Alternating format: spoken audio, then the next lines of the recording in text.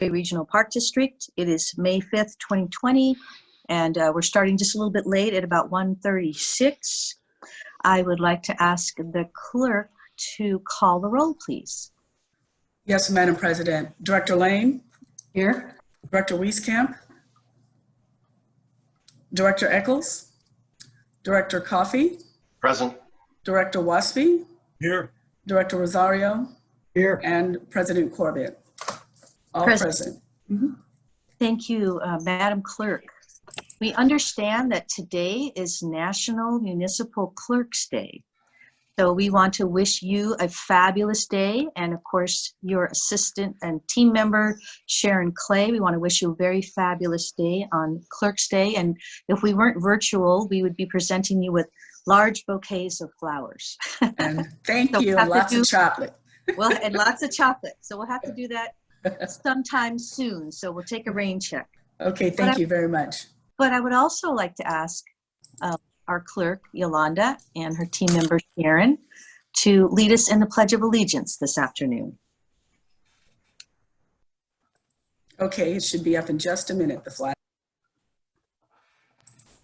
Pledge allegiance to the flag of America and to the republic which it stands, one nation, under God, indivisible, with liberty and justice for all. Thank you all very much. You're welcome. And we thank you for all of the amazing work you're doing with all the challenges we have and helping us weave and bob through all these new technologies and doing what we can to make sure we're there for the public as well. So thank you. That's a very important part of what you do for all of us. Thank you so much. You're welcome. Thank you. Okay, so our regular meeting is held in accordance with Governor Newsom's executive order allowing the board to participate remotely. We're also providing a live audio streaming and have provided the public the opportunities to submit written comments for public comments today, to call in public comments today, to leave voice messages. And today also we have the opportunity for people to participate with comments live with us. We are continuing to develop our technology and we're hoping to kick it up a few notches at the next meeting as far as live participation, but we welcome all of those of you who are with us and we thank all of those of you who have submitted public comments. Information regarding participation is on the agenda, and I do want to ask the clerk if there is anyone listening on the YouTube live stream who would still like to submit public comments today during our public comment period and before our public comment period ends. Would you please let them know how they can do that? Yes, Madam President. They can either call in and leave a voicemail. The number is 510-544-2016. They may also leave an email, and my email address is B as in boy, ARIAL @ebparks.org. Thank you so much. You're welcome. So, directors, have you all had a chance to take a look at the agenda? And I can't see the directors again, so if we could go back to where I can see the directors, that would be great. Yes, I move we adopt the agenda. Thank you very much, Director Lane. Who would like to second? I can't see you, so you'll have to tell me. Director Rosario seconds. Okay, thank you so much, Director Rosario. We have a motion and a second on today's agenda. Let's roll call the board members. Director Wieskamp. You're going to have to say something, Director Wieskamp. Say aye. So can I? Okay, there we go. All right, Director Wieskamp. Aye. Director Wieskamp, aye. Director Lane. Aye. Director Coffey. Aye. Director Rosario. Aye. Director Wasby. Aye. And Director Eccles. Aye. Thank you very much. And Director Corbett is an aye. So the agenda is adopted. Thank you very much. Madam Clerk, do we have any public comments? Yes, Madam. Yes, Madam President. We have 3 I'm going to just go in alpha order. Our first speaker is Catherine Kesey. Catherine Kesey, I'm going to unmute you. Welcome to the board meeting of May the 5th. Thank you for joining us, Catherine. You hear me? Yes. Okay, great. My name is Catherine Kesey. I live at 33188 Palmetto Drive in Union City. And the comment today is, first of all, I want to thank everybody on the board for your job. I think the Park District is wonderful and you do a great job. With the shelter in place, however, we've been experiencing bad behavior. And I live on Tamarack and Palmetto up here in Union City. And we're having the same problem that Fremont did up in Mission Peak with bad behavior, people coming in from probably 6:30 p.m. to 8:30 p.m. It's almost like a party up here. We had trouble last Monday evening. It was almost like July 4th. Everyone parked up here, took containers in, alcohol containers, no distancing whatsoever, no mask wearing, dogs off leash, you know.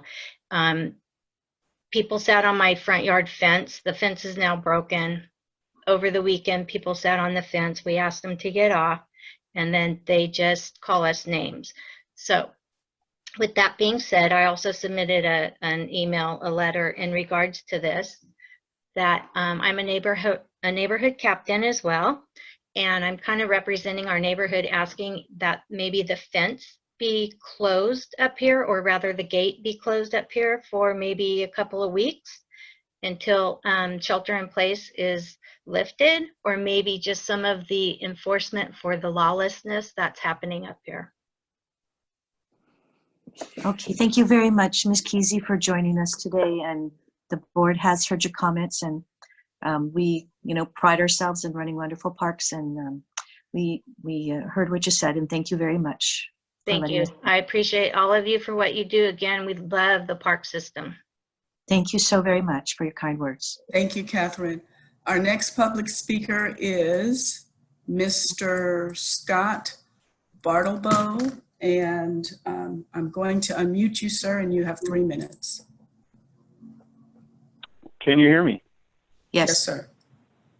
All right. Good afternoon, directors. My name is Scott Bartlebow. I'm a Crockett resident and a member of the Bicycle Trails Council of the East Bay. I'd like to thank you for hosting the February 29th Crockett Hills Regional Park Volunteer Trail Work Day. Park Supervisor David Kendall, his staff, and the Trails Development Group, in partnership with the Bicycle Trails Council of the East Bay, brought together 58 enthusiastic volunteers who together completed 5 much-needed trail maintenance projects, including trail hardening with gravel and or concrete blocks and drainage improvement. The feedback of this effort, the results and the work itself, has been overwhelmingly positive. Not only do these trail days tackle important projects and maintenance that isn't able to be undertaken otherwise, but we found that they are also in and of themselves excellent and valued recreational and stewardship opportunities. As an example, roughly half of the February 29th participants were from the Oakland Bevo Youth Mountain Biking Program. This type of opportunity and experience has the potential to influence young people's sense of ownership and giving back for a lifetime, just as some of your park experiences have influenced each of you. Now, let's do more. We've observed a largely untapped volunteer capacity among East Bay Regional Park District's constituency, which appears to exceed current district offerings for the same. For instance, the February 29th event was forced to turn away a willing group of 20 volunteers from El Cerrito High. David Kendall did schedule a follow-up work day with that group, but it was canceled, unfortunately, due to the COVID-19 issue. We recognize and appreciate that volunteer efforts are also a manpower and logistical effort for the Park District staff, but we believe there's significant payoff for all stakeholders: the Park District, the taxpayers, the park users, and volunteers alike. We thank you again for this recent workday and the workdays in the past, and request to partner further for even more opportunities to be able to meet this largely unrealized park user demand. We look forward to discussing with you ways to continue our work together going forward. Thank you. Thank you very much, Mr. Bartleball. We appreciate you. Thank you. Thank you. And our last speaker is Mr. Fielder. Sir? Yes, I'm here. Can you hear me? Yes. Okay, thank you for your work and for this opportunity. I'm David Fielder, a Berkeley resident for the past 50 years. I was trained as a chemist. My professional experience includes providing environmental health and safety services as a certified industrial hygienist, followed by 21 years as Vice President for Biomedical Research at Children's Hospital Oakland and subsequently at California Pacific Medical Center in San Francisco. Thus, I have a strong background in hazard analysis and risk management. On August 11th, 2015, I first spoke to you requesting support for rebuilding the decayed waterfront at Point Isabel. Subsequently, I worked closely with Director Dotson and Jeff Rasmussen to ensure that project's success, resulting in what is widely recognized as the best water recreation access site in the East Bay and an important section of the San Francisco Bay Water Trail. Following the COVID-19 outbreak, the initial response to perceived non-compliant crowding at Point Isabel was to close the park almost completely, prohibiting vehicle traffic to the north end of Isabel Street and only permitting walk-in access from over by Costco and the East Bay Mud Plant. After allowing time for the public to develop an awareness of the importance of physical distancing measures, park access was improved by allowing vehicles to travel to the northern circle on Isabel Street and visitor access with dogs on leash at all times. Potential crowding was mitigated by closure of the large off-street parking lot by Mud Puppies, along with the central zone of the Isabel Circle. Unfortunately, when the regional health order was issued requiring closure of dog parks, it was interpreted to mandate that Point Isabel must be locked down completely.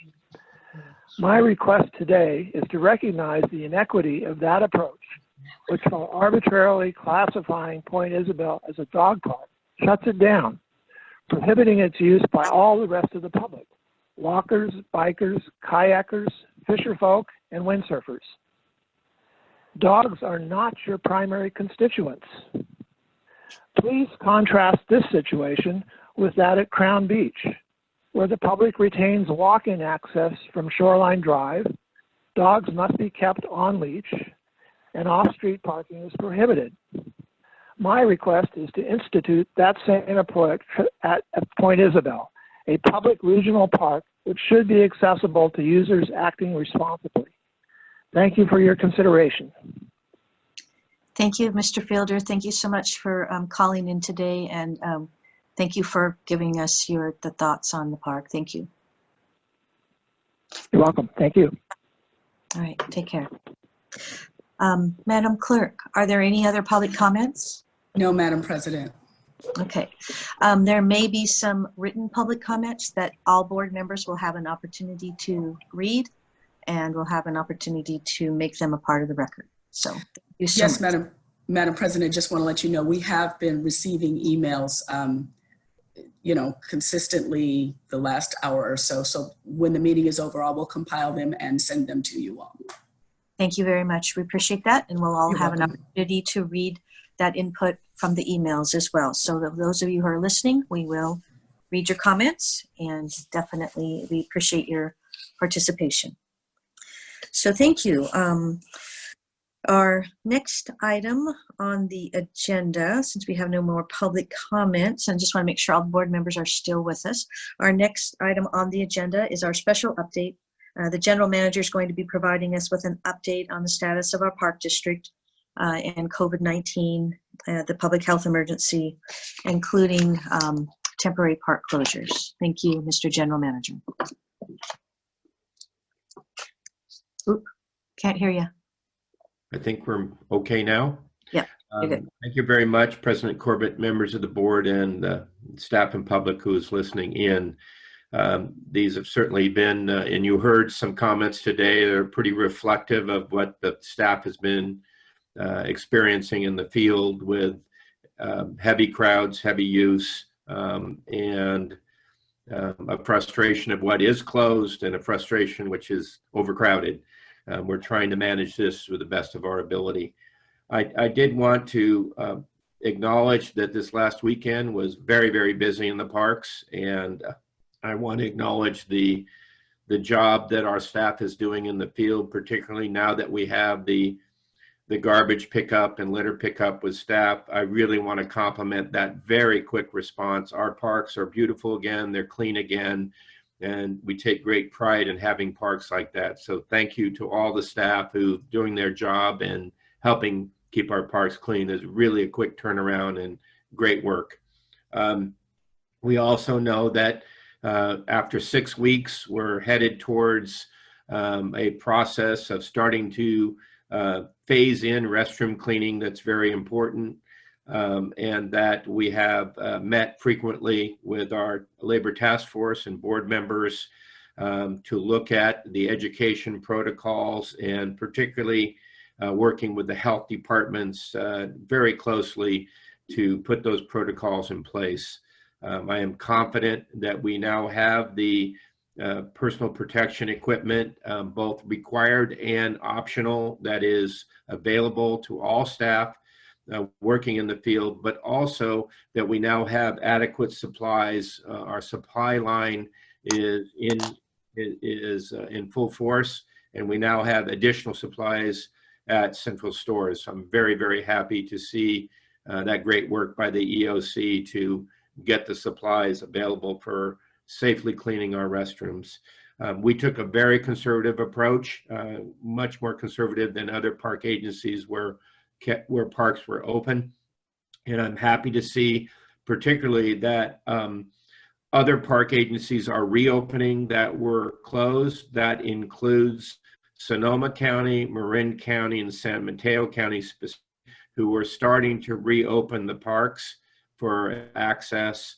I believe starting this weekend. That is also true with Mid-Peninsula Regional Open Space. They're starting to reopen areas, and they will all be maintaining those bathrooms that are in the open areas. So my concern has been with other agencies closing parks, we get the brunt of having more and more people coming to our parks. But I do want to make a statement about that. The East Bay Regional Park District has always prided itself on being a regional system of regional parks. We serve not a city, not a county, but we serve a regional system. We get people from all over the country coming to our campgrounds and parks to see and visit our park system. So the more that we can get other agencies to reopen, like Santa Clara did completely from day one, in San Francisco and LA County, a very big county park system that actually runs state parks like we do. The more that we can reopen these areas, we'll be able to distribute that huge amount of need the public has to get outdoors. So I think we're going in the right direction. There are still major challenges. We still have crowds. And speaking of crowds, we have Mother's Day coming up, and I want to be really, first of all, happy Mother's Day to everyone who's a mom. But I also want to encourage those families to keep their mom at home this weekend and make them a nice breakfast, walk in the neighborhood. We cannot continue to have these massive amounts of surges in the parks and do our job to control traffic and social distancing. But we are seeing better compliance. We are seeing people taking this seriously. We are encouraging very strongly that people bring a mask and wear a mask. While the potential of exposure by passing on a trail is very low, the option of somebody talking to somebody for a longer period or meeting a larger group that delays that passing, you should have a mask in place and wear it when you're in a crowd.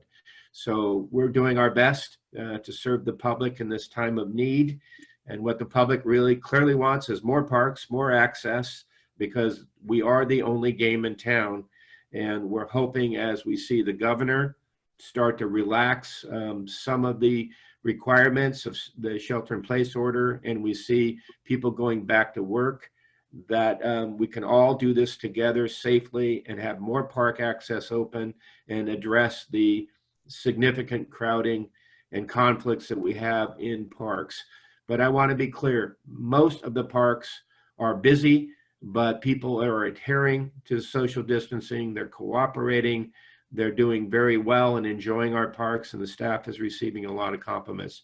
There are those places with difficult parking that are really popular, and we're doing our best to manage those, and we are enforcing our ordinance 38, but we do education first. For Mother's Day weekend, we are looking at some additional openings of areas, and we will be working with our labor task force tomorrow. And by Thursday or Friday, we'll have an additional list of some parks that may be reopened to accommodate the popularity in crowds. We're not prepared to name those today, but we will have a list available posted on our website after we talk tomorrow with our board members of the task force and of the task force members. But we are hopeful additional park sites will be open. We will not open parks that are not in compliance with the health order, and that will include, unfortunately, Point Isabel. With whether it's a regional park or not, it has up to 1 million users a year that are dog walkers, and that's a big challenge right now. We are hopeful that as we get towards the end of this month, that more and more areas, when we see that curve come down in California, which we've done such a great job in the Bay Area, that we get clarity on from the governor and from our county health departments, which we are in contact with almost every day, that we'll be able to open up more parks safely for both our staff and the public. And we're doing it incrementally as we can now. There are always going to be people who are not satisfied, and to ourselves, we would like to be more satisfied with behavior that still does happen, like you heard today from a speaker, where people are not appropriately social distancing and behaving. We are enforcing where we can.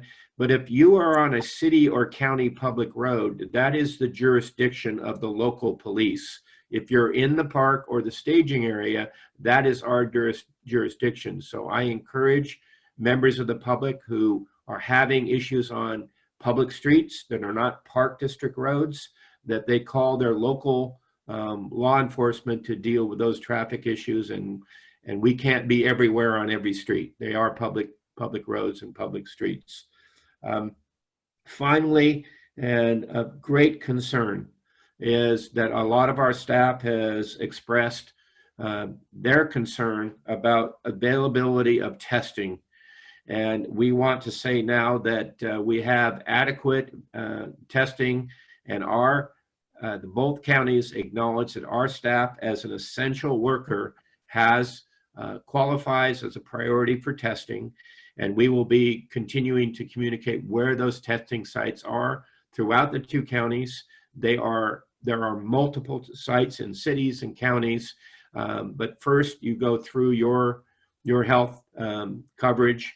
But we will send out that information again to make sure that everybody knows that testing is very available, and to be clear that we are priority workers as essential workers to be able to get that coverage. So it's much, much, much improved on testing.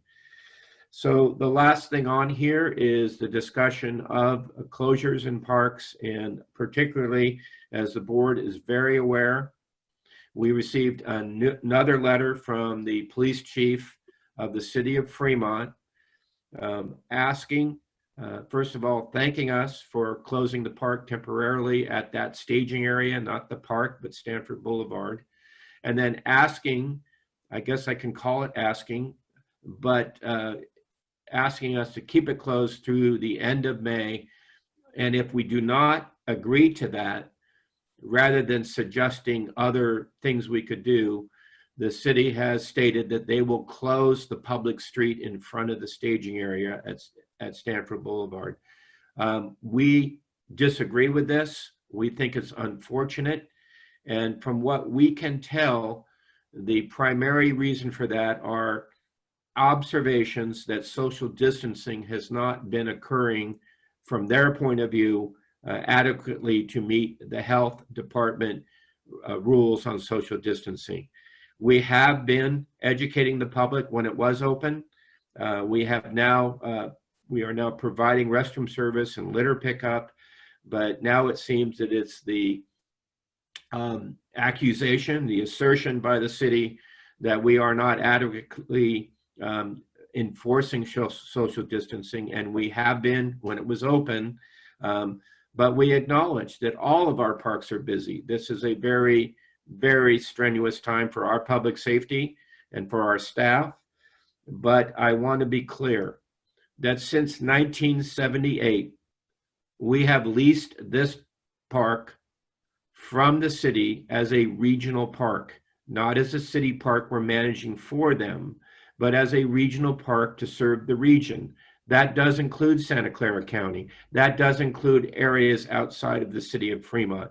And as you all know, it's very crowded and popular, but we do not agree that the district has not done the job as best as we can to enforce social distancing. We have had no comments from the health departments that we meet with daily and weekly in coordinating meetings that have said that they are significantly concerned about that. This is an assertion from the city by their own observations, not by our staff, who has been there every day taking care of that park. And yes, there are times when people were overwhelmed, but the majority of people, we believe, are trying to social distance. And of course, as they're getting out of the parking lot, it is a crowded area.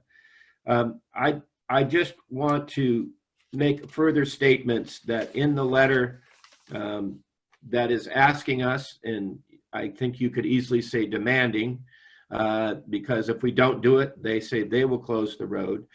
There was no offer of assistance. There was no offer of assistance on other things we could do working together. There was no financial assistance. There was no offer to assist in policing. It was, you are not doing what we think is the requirement on social distancing, so we will close the park if you don't. We have had a very long and positive relationship with the city of Fremont, but we think that this letter and this requirement to close the park is overreaching, and it does not in the sense of solving the problem. We operate regional parks. We don't operate city parks. And I think that it's important to note that on the city's own website, they make a statement, and I quote, "The city cannot ensure social distancing requirements and should or equipment or physical contact restrictions between participants." They have also said on the city's public website that is their intent to start relaxing parking restrictions on their own central park. So this is somewhat confusing to the park district because we are trying to enforce social distancing, and we are trying to address the constant changes and the requirements that have been happening through the governor and through the health departments to adhere professionally and at the best practice we can. But we all have to acknowledge that we cannot ensure public distancing, as the city themselves have said about their own parks. The letter also goes on to speak to that the governor himself has said that state parks and beaches are going to be closed. As you know, that is not correct. That was a mistake that was reported to police chiefs throughout the state. And on Monday, there was a clarification by the governor of California on parks. And the quote is, "There have been some discussions that state parks are somehow closed. We have over 200 state parks that have been open, that remain open, and there have been some partial closures." So I want to be clear on what the governor's position has been about closing state parks as well, because that was quoted as a reason to close parks. Finally, it is a very difficult situation that we are faced with when a host city tells the agency that operates a 900-acre park for them as a regional park at over $300,000 a year of district-wide funding. Is not coming from the taxpayers of Fremont alone. This is from the entire East Bay paying to manage this park. And we believe that people need more access to parks, not less in this time. That has been a challenge. It will continue to be a challenge until further health orders are relaxed. But we have provided more than any other agency public relations on 26 sign panels, electric sign panels to control traffic. We have had paid TV and radio announcements on social distancing and on behavior in parks. We have had extensive public relations in the media about how to behave, and we are doing everything we can and take very seriously our obligations to manage our parks. But I don't think this request by the city is the right way to go. But I am very concerned that if the district decides to keep the park open and the city closes the road in front of the park, this could create a situation that it gets out of control. If we are to close our park, we want to be clear that the expectation is that the city will patrol that closure on the streets, that the city will be responsible for helping that closure should somebody try to break into that fence. And I don't want to see a accelerated situation of hostility with the public wanting to see the park and being angry at the city for closing that. They're going to be angry at the park district if we close it. But I am concerned about the public safety, the media attention to closing a park, which we don't agree with. And so it is with great objection and seriousness that I would recommend to this board reluctantly that we keep the park closed to avoid a conflict between the city closing a road and the park on their own. I don't agree with this tactic. I don't agree with this strategy, but I want to be careful with what the public reaction might be. And I don't want to escalate a disagreement here. So it is, although I strongly disagree, that is with great reluctance that I would recommend to this board that we keep the Stanford Boulevard staging area closed as we have had temporarily till the end of the month. But should a shelter in order change come through the governor or from the health departments, I think we have to keep that in mind and a possible reconsider that. But it is our intent that the end of this current shelter in place order at the end of May, that we reopen that park, because we still will have social distancing most likely required, and we will do our best to serve the public and all the public we serve. And I hope that the city will be a partner in trying to help us, since they do not contribute any funding to managing this 900 acres of city park that we have managed for them, that they accept the responsibility for helping manage this situation. And I leave this to the board.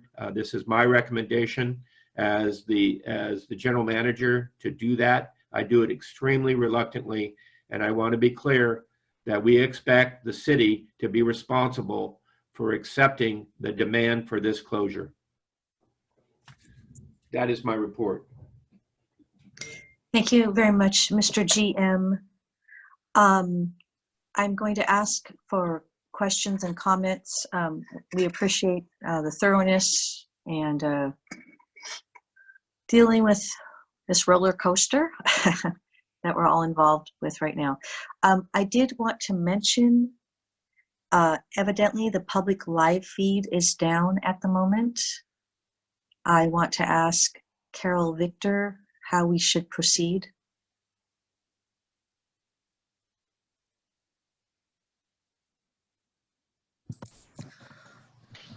Hi, President Corbett. This is Deborah Ocker. We are working on that technical difficulty.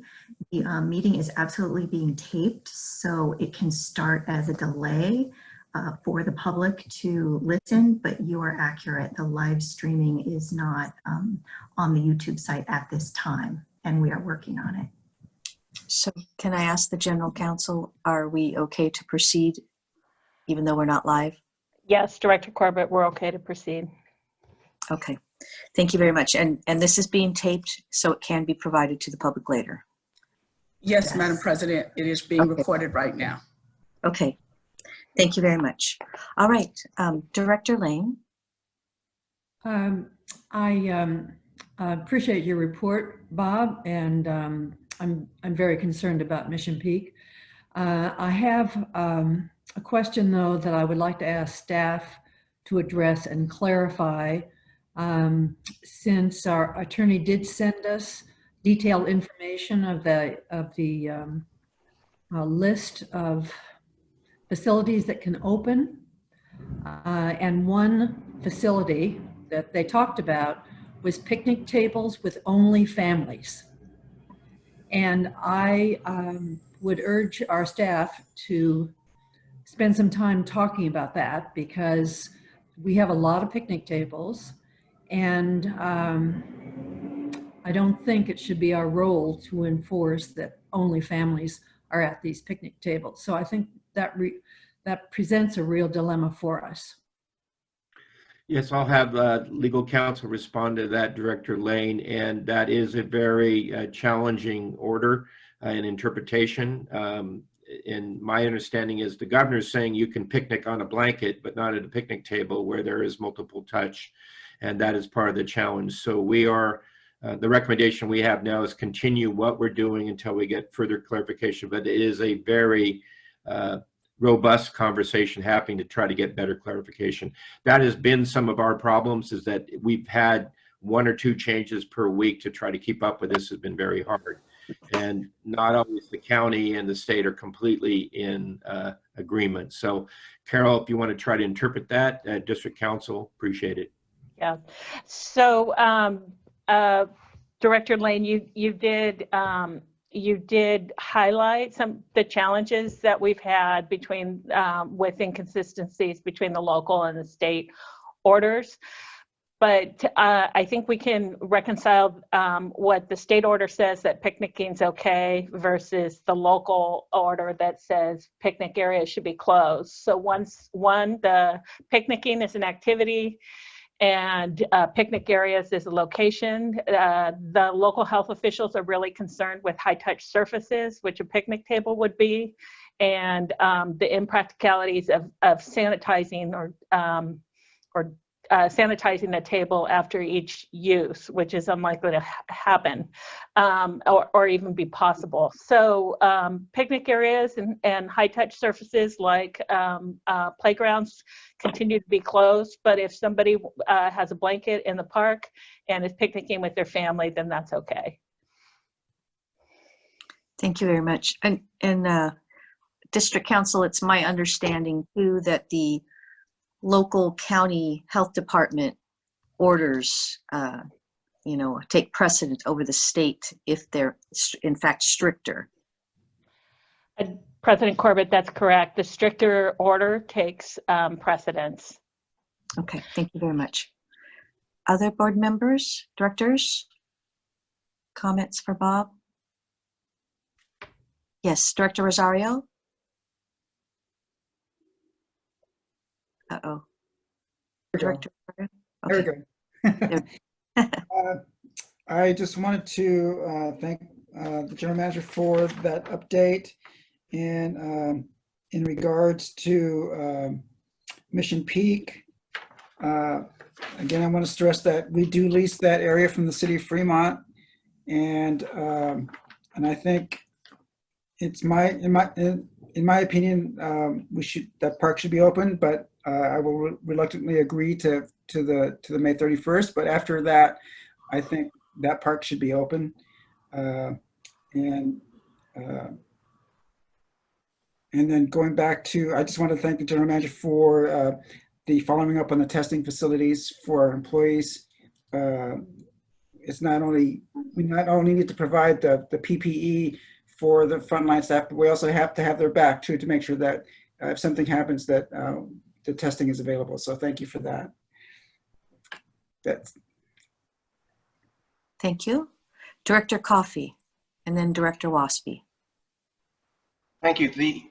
The alternative to the direction the general manager is taking with regard to the staging area at Mission Peak, and an alternative I would ordinarily support, would be simply to sue the city of Fremont for interfering with our lease, breaching that lease.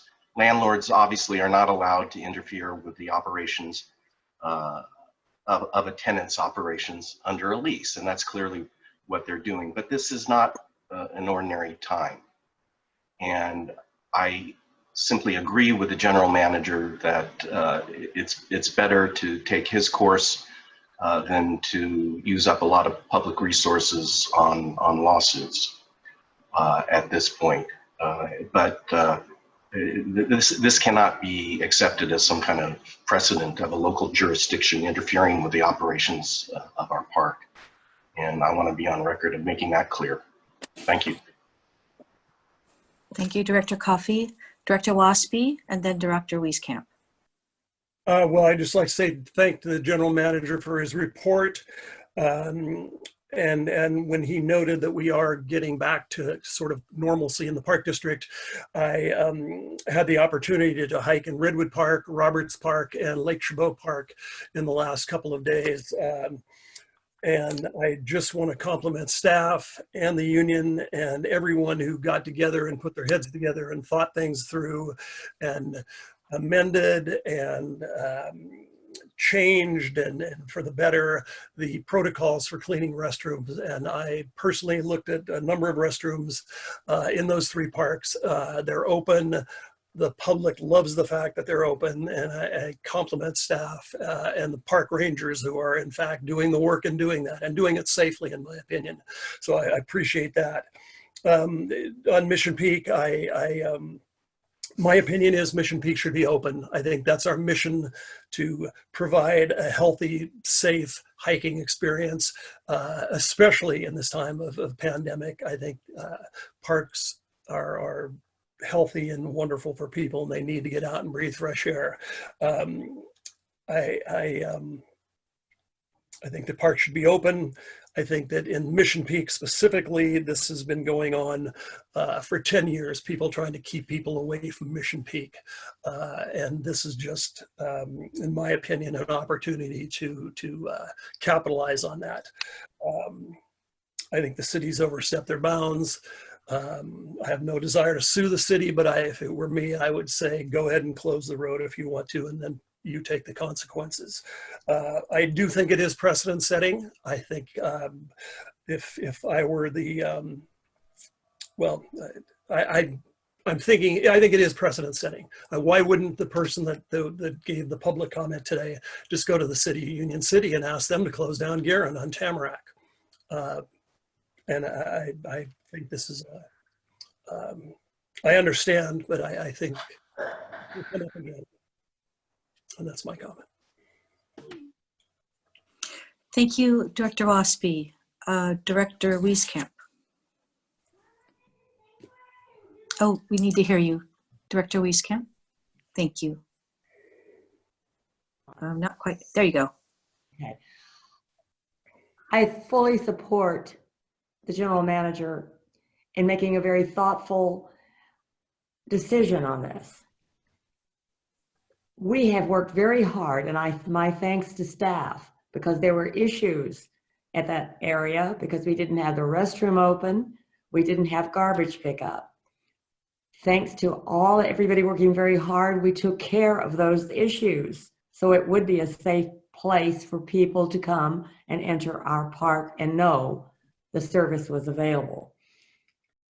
And after doing all that, suddenly we get another letter that just does not seem to make much sense to me, nor I think to the rest of the board.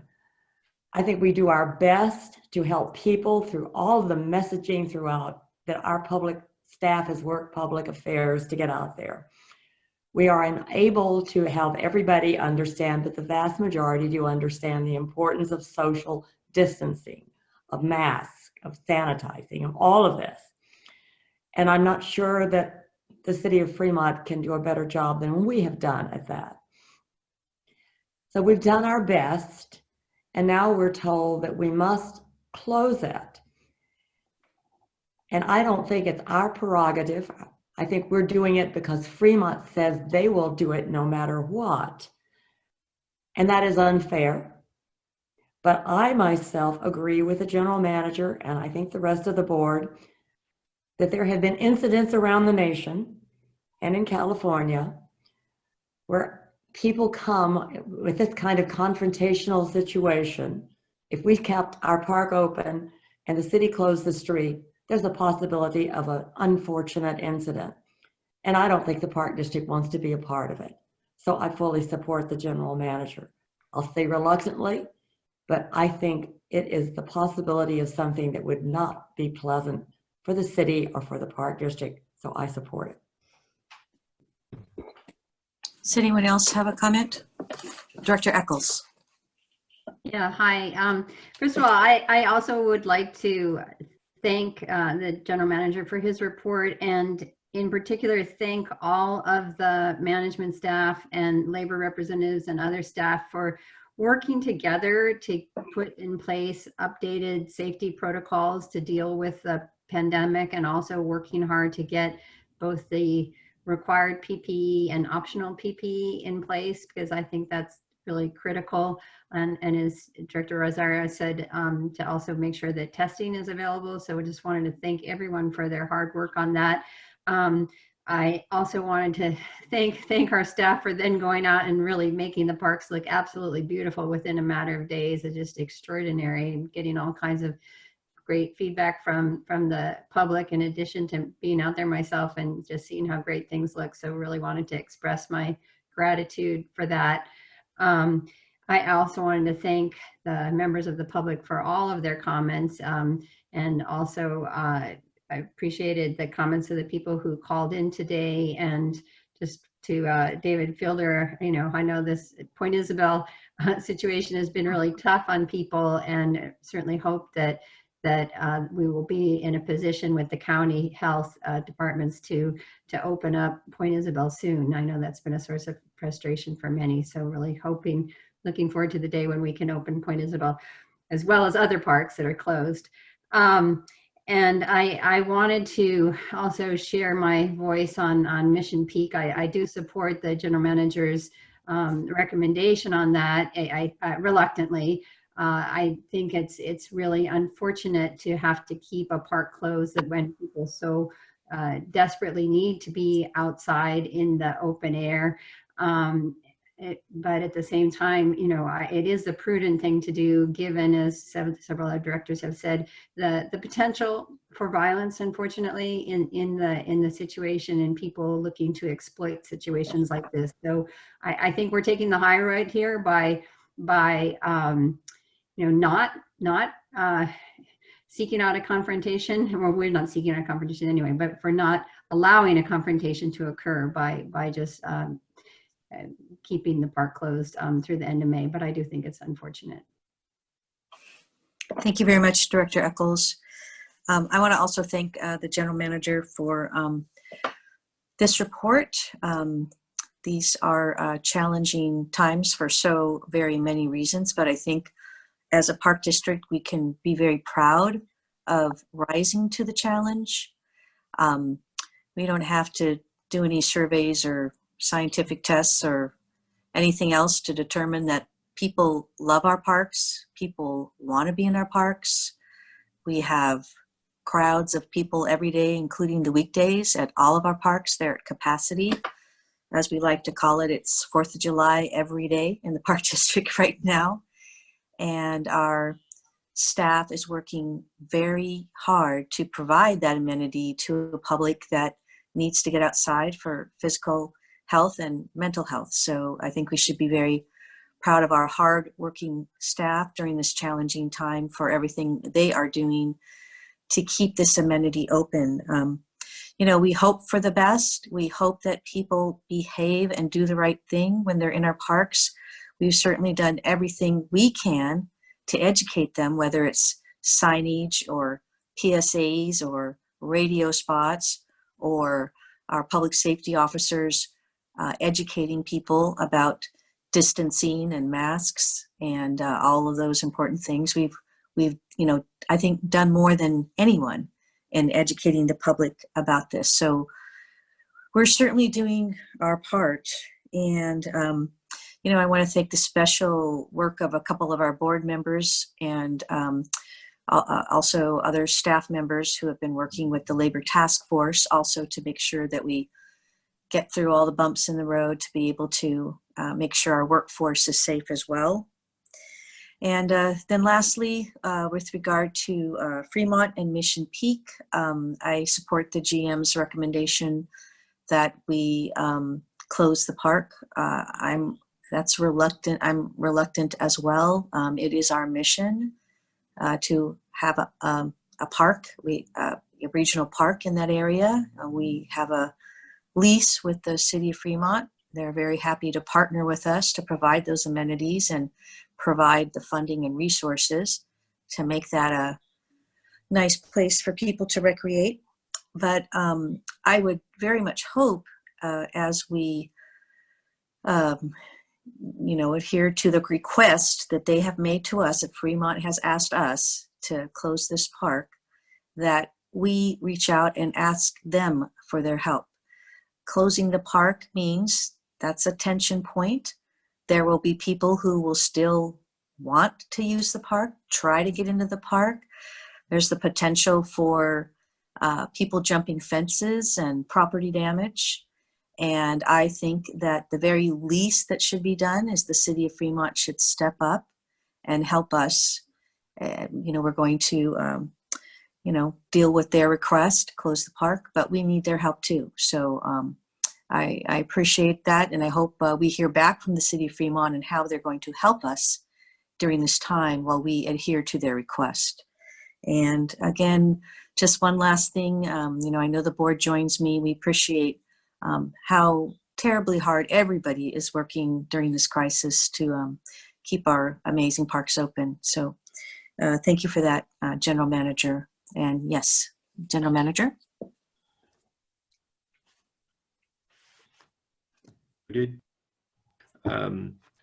Just a comment on that. We will continue to have the park open from the Ohlone College, and we will, are you hearing me?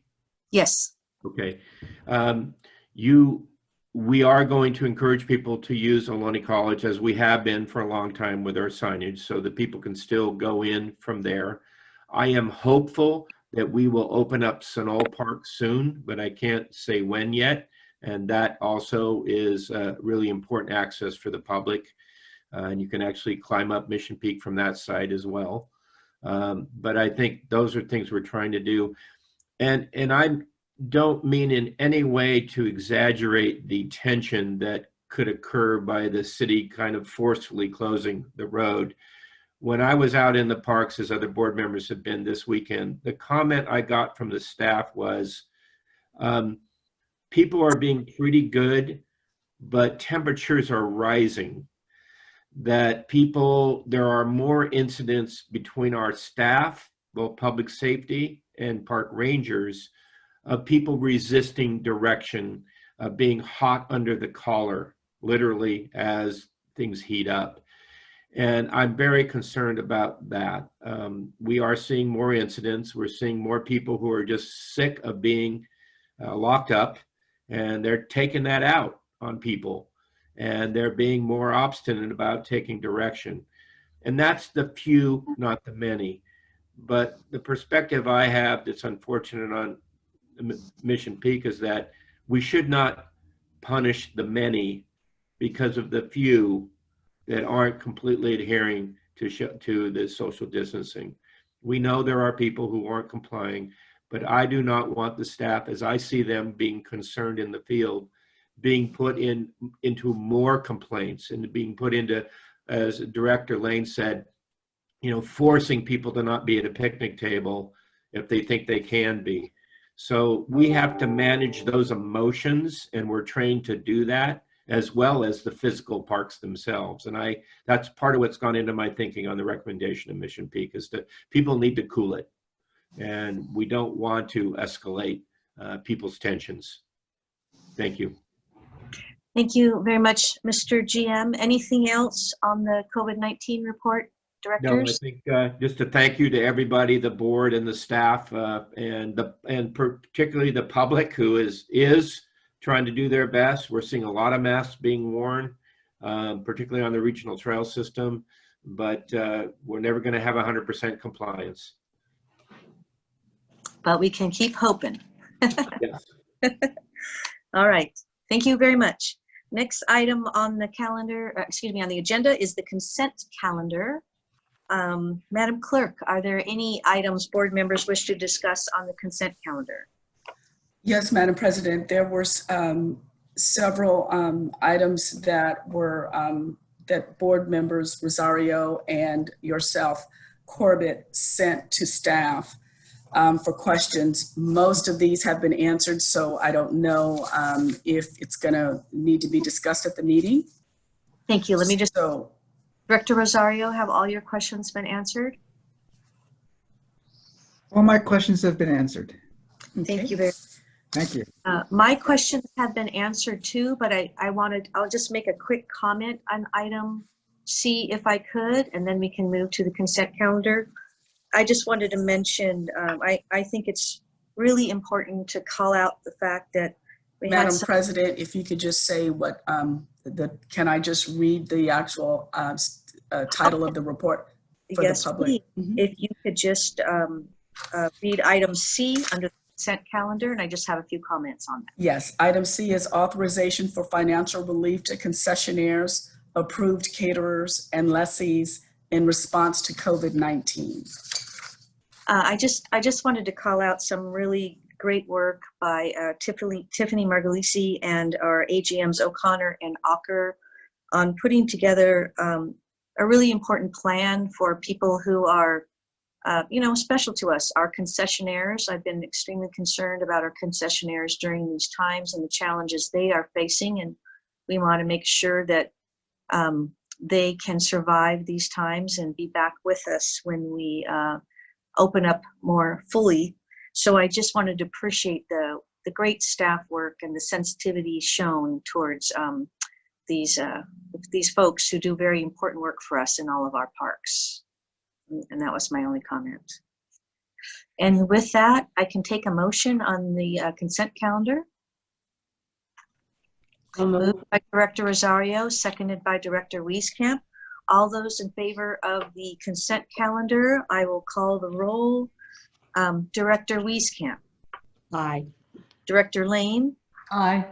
Director Coffey. Aye. Director Rosario. Aye. Director Waspy. Aye. Director Eccles. Aye. Director Corbett, aye. That's unanimous acceptance of the consent calendar. Next item on our agenda under Acquisition, Stewardship, and the Development Division is authorization to award a construction contract with Teichert Construction, Inc. and approve a construction contingency amend contracts with Kimley Horn and Associates, Inc., the Watershed Nursery, and Environmental Sciences Associates, Inc., and execute professional services contract with Sequoia Ecological Consulting, Incorporated, and transfer and appropriate funds for the restoration of the McCosker Creek project at Robert Sibley Volcanic Regional Preserve. We have a staff report. That's a mouthful. Yes, thank you, President Corbett. It's a big title for a big project. We're very excited to be bringing this project forward after many years of effort. This is a very important restoration project, and will also provide some public access. But I'm going to hand it over to Matt Grawl, our Chief of Stewardship, who's been working on this project for many years, and also Lisa Gorgian, our Chief of Design and Construction. Thank you very much. Welcome, Matt and Lisa. Hi, thank you, President Corbett, and thank you, members of the board, for the opportunity to present this item today. I have to say it's a bit challenging in these circumstances, but it's a very important milestone, and I just want to really recognize this important milestone today, and just put it in a little context of what is being presented before you, and in the context of the district and the Bay Area, and just the historic nature of the importance of this restoration project. One, this is one of the largest daylighting projects that's ever happened in the San Francisco Bay Area, and it's also the largest creek restoration that the Park District has ever undertaken. So it's a very momentous occasion, and it's a great opportunity to increase our habitat resources and to provide recreational access to this area, and then also provide future educational opportunities for the public and for school groups. So we're really excited about this. But really this project started right after we acquired the property and the idea for this. And we, after we had purchased this, acquired this property, the stewardship department was out taking a field trip of the site. And I was with our former fisheries manager that many of the directors know well, our long-term manager, Pete Alexander. Pete was started our fisheries program and was one of the founding members of the stewardship department and the founding staff members. And he and I were there, and we'd seen it. When we drove into the property, we started looking around and going, where's the creek? Where is the creek here? And knowing we were going into this valley. And then we spent the afternoon with the rest of the department touring around the resources of this property. And when we came back down, we realized that, oh my gosh, the whole creek in the bottom of this valley has been culverted. And Pete looked at me and said, Matt, wow, this is an amazing restoration opportunity. Hopefully before you retire, we can build it. And so I'm just personally very excited to be here today, bringing this contract forward, because now we're moving forward. But really, we wouldn't be here today when we had that vision. We started talking to the agencies about the opportunity. And Caltrans, unfortunately, had a violation when they were building Highway 84 over in Pigeon Pass. And because of that violation with the Regional Water Quality Control Board, they had to cure that violation. And they owed the Regional Water Quality Control Board about 1,000 linear feet of stream restoration. And as many of you know, it's very hard to find areas to daylight and create a channel where one has been eliminated, and especially at this scale. So we provided a unique opportunity. That money allowed us to start this process and start what we thought was going to be a phased implementation of the creek restoration. And that's how we started out initially. But successive years of rain really caused the area to start unraveling, and other areas that we didn't realize were culverted started falling apart. And so we had to keep increasing the size of the design because we weren't going to be able to phase it and wait 3, 4, 5 years. We were going to have to build it all at once, or the initial things weren't going to work. So after that initial Caltrans funding came in, they gave us the confidence to develop this design and then go out and get other funders. And so Lisa will show that in the presentation, but we've got many funding sources of agencies, Coastal Conservancy and Wildlife Conservation Board, River Parkways, and many others that are funding it. But this all really culminated, and what got us over the hump today was last year, Representative Rebecca Bauer-Cahan was able to get us money through the state legislature to give us an additional $4 million that allowed us to finalize this project and bring us to where we are today.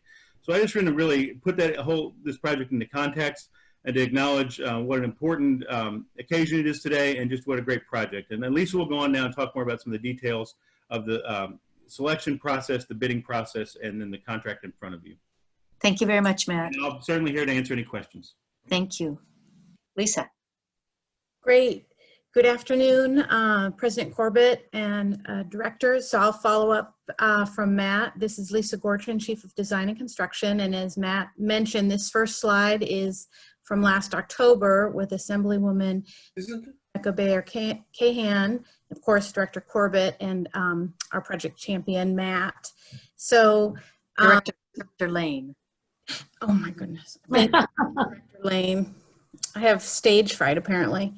But it was a wonderful day, and as Matt mentioned, this special appropriation really leveraged the project, sort of got us over a hump. So I'm going to move on to the next slide. So as Matt mentioned, this was a former quarry and also ranch, and it will be daylighting over 3,000 linear feet of 2 previously culverted creeks that may have not been apparent when they were first walking the site. When you're on the site right now, You still can't see the creeks because they're in culverts. What you can see are large area where the culverts are failing and the ground is sloughing away, and also kind of weedy areas where you can tell there's not large canopy, but you can tell that the site is disturbed. I did also want to mention that this project to daylight these creeks is one of the major components of the adopted land use plan amendment that the board adopted in 2018. And as part of that land use plan, this site will also, once the project is completed, we will be renaming this trailhead to be the Eastport Station. So that right now this site is located about a mile northwest of the community of Canyon, and it is signed right now as the Wilcox Station, but it will be renamed the Eastport Station. That was again identified as part of the land use plan amendment. This is a photo or a graphic that shows the two creeks that will be daylighted. The first creek, Alder Creek, will be the first phase. That work will begin on this year. And then Leatherwood Creek is the second creek, and that will be done the following year. So this total scope of this project will really be expanding the riparian habitat by over 4 acres. It will provide new aquatic habitat for the native rainbow trout and red-legged frogs.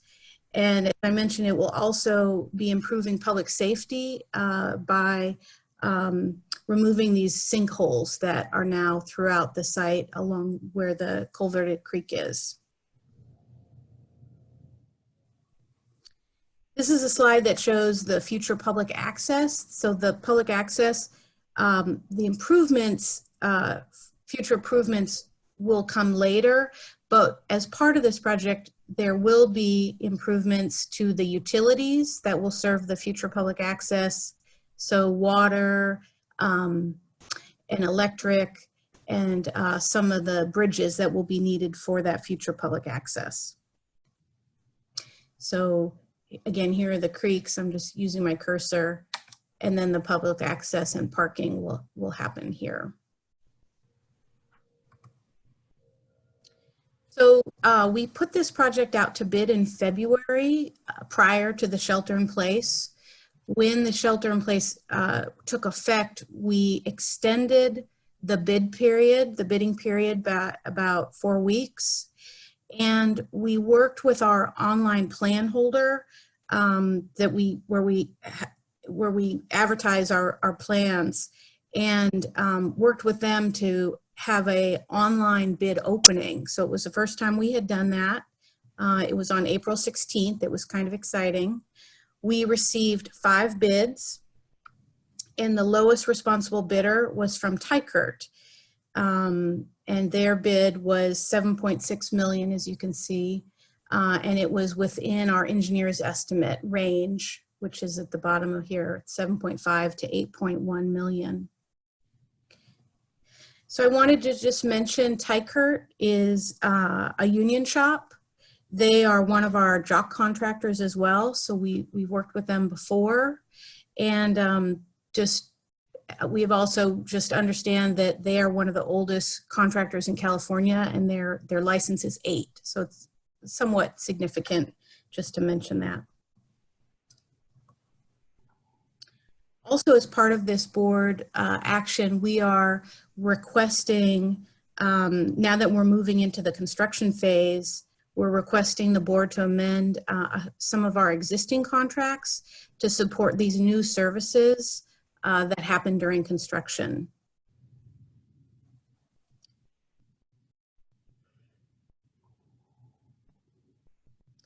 So the new contracts are, of course, the construction contract with Tykert.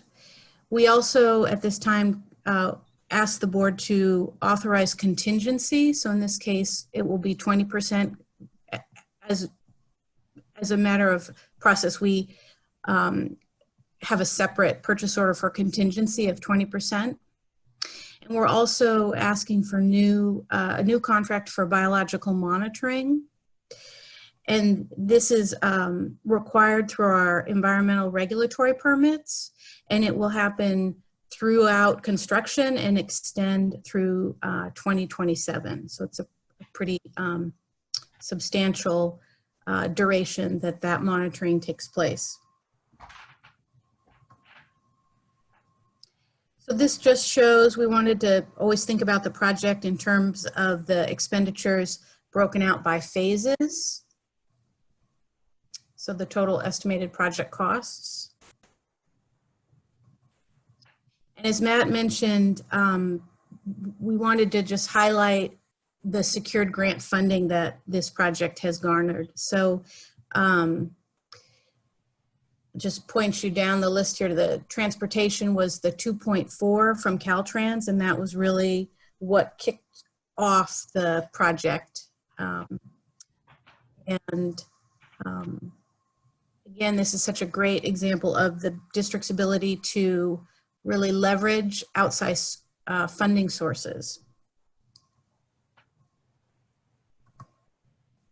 So the district funding to date has been, previously it was about 10% of the total project.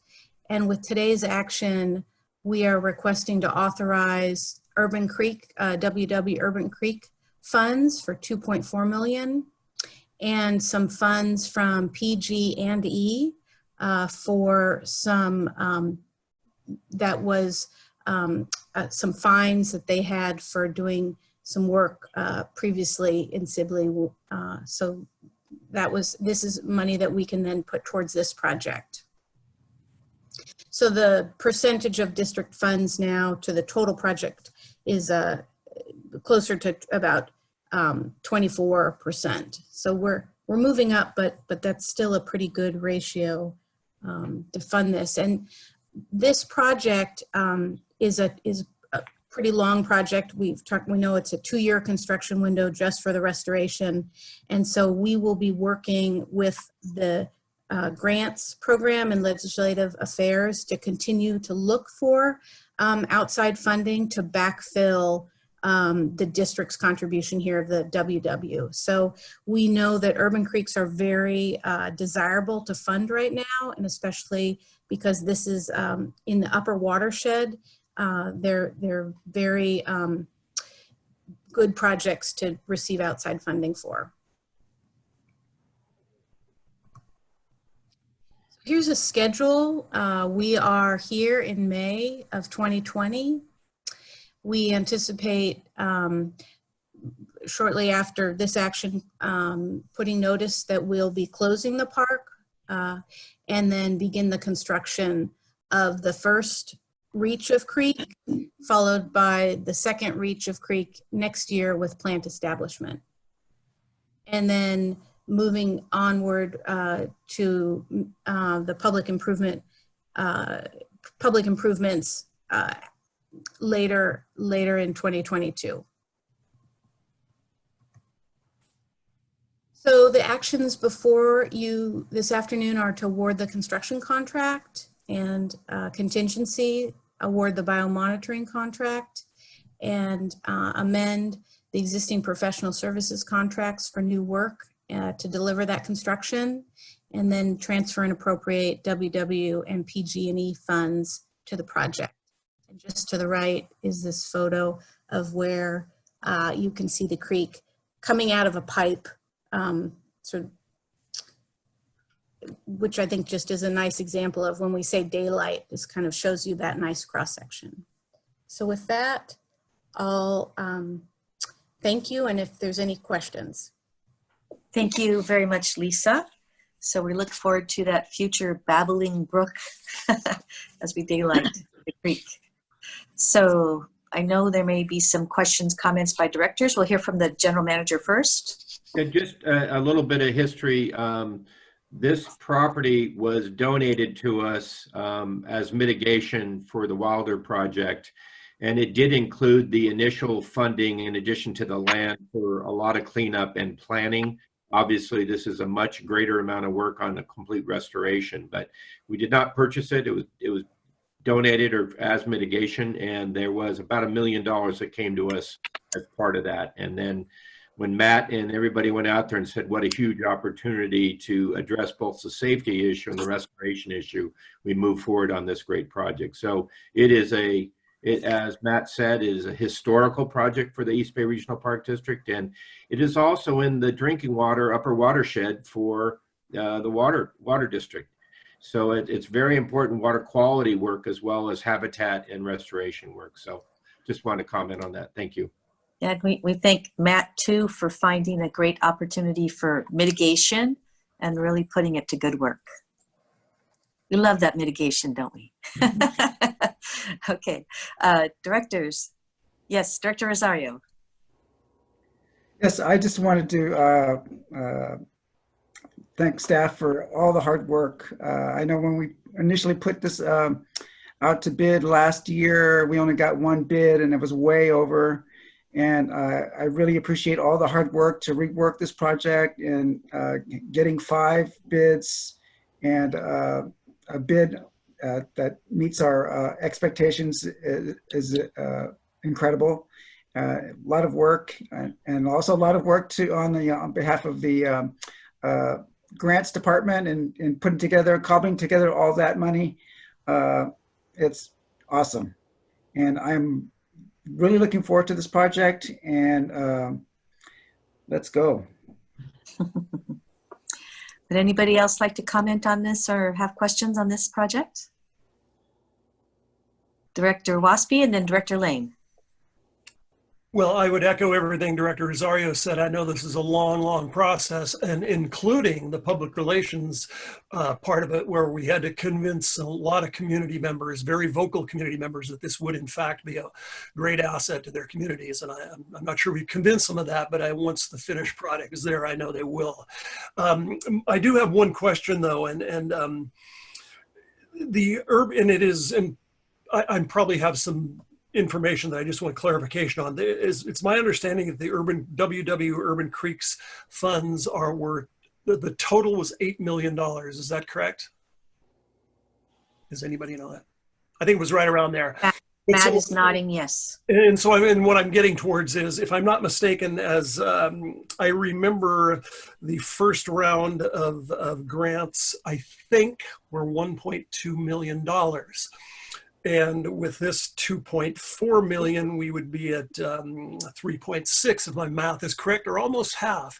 And I don't want to appear overly covetous of this grant money, but it was the first and foremost comment that when we did grant these funds the first time around was every one of them was in Contra Costa County. And if I'm not mistaken, the McCosker property is in Contra Costa County also. I understand that we get the opportunity and these opportunities occur and we jump on them.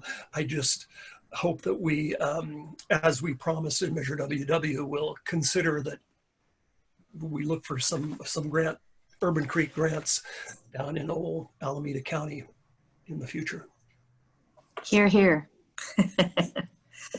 Director Lane.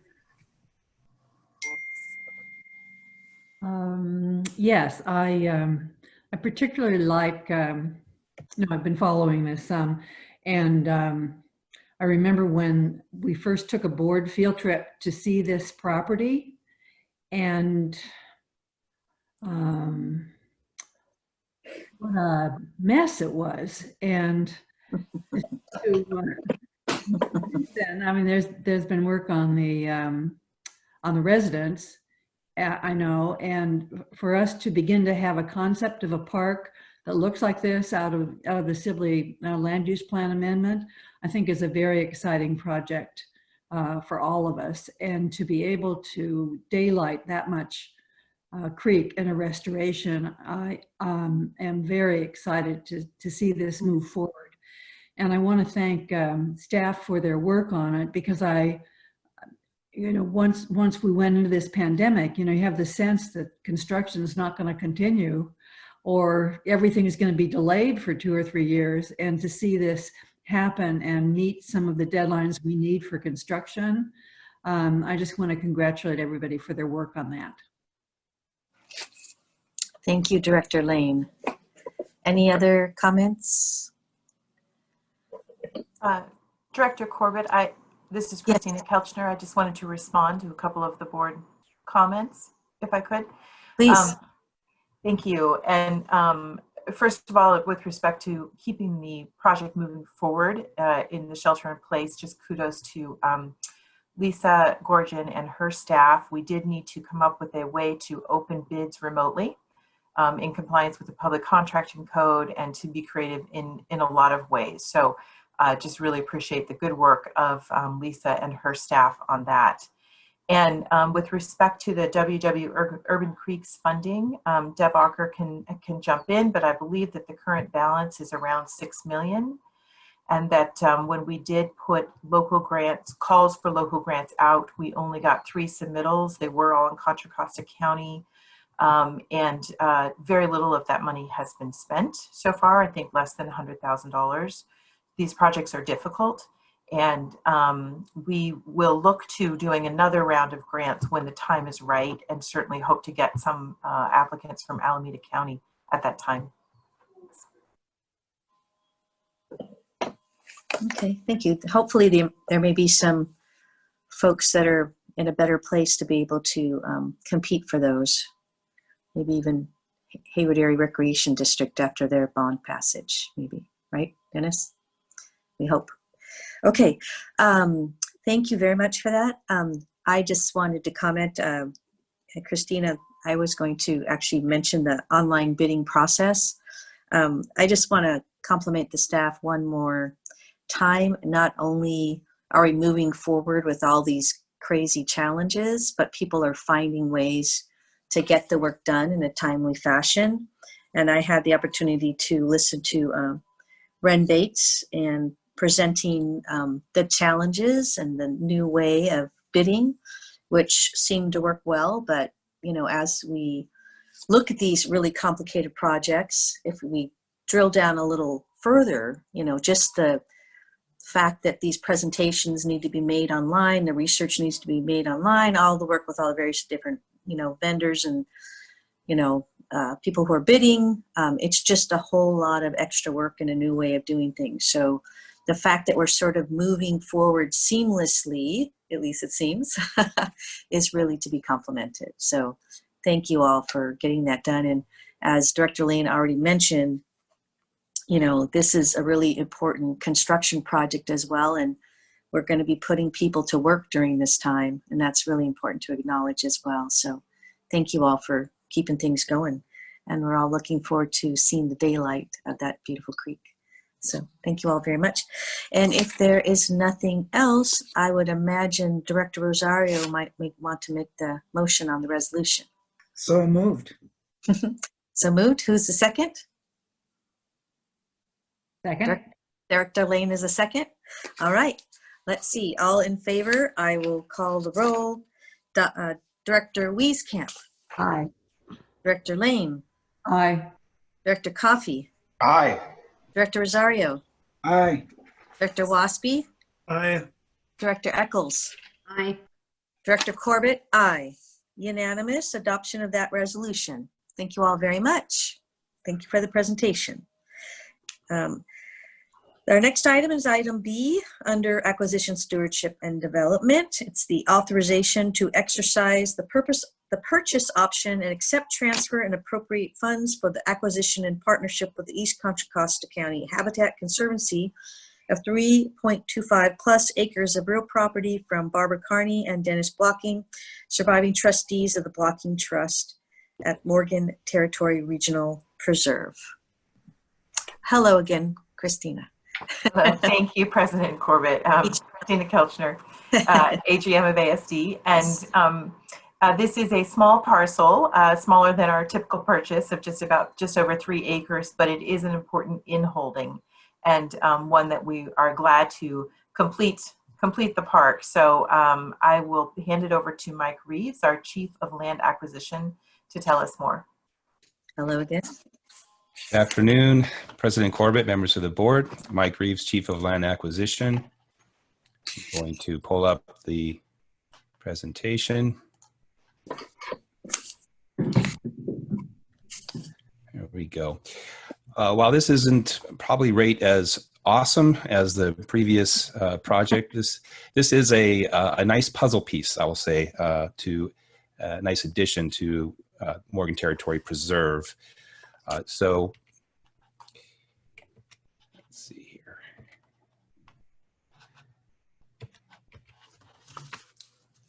Bear with me. There we go.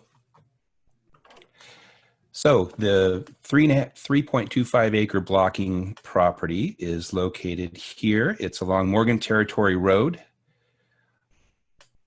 And you have our preserve in the dark green, areas of our preserve. The light green is Mount Diablo State Park. Zooming in, this is the property here.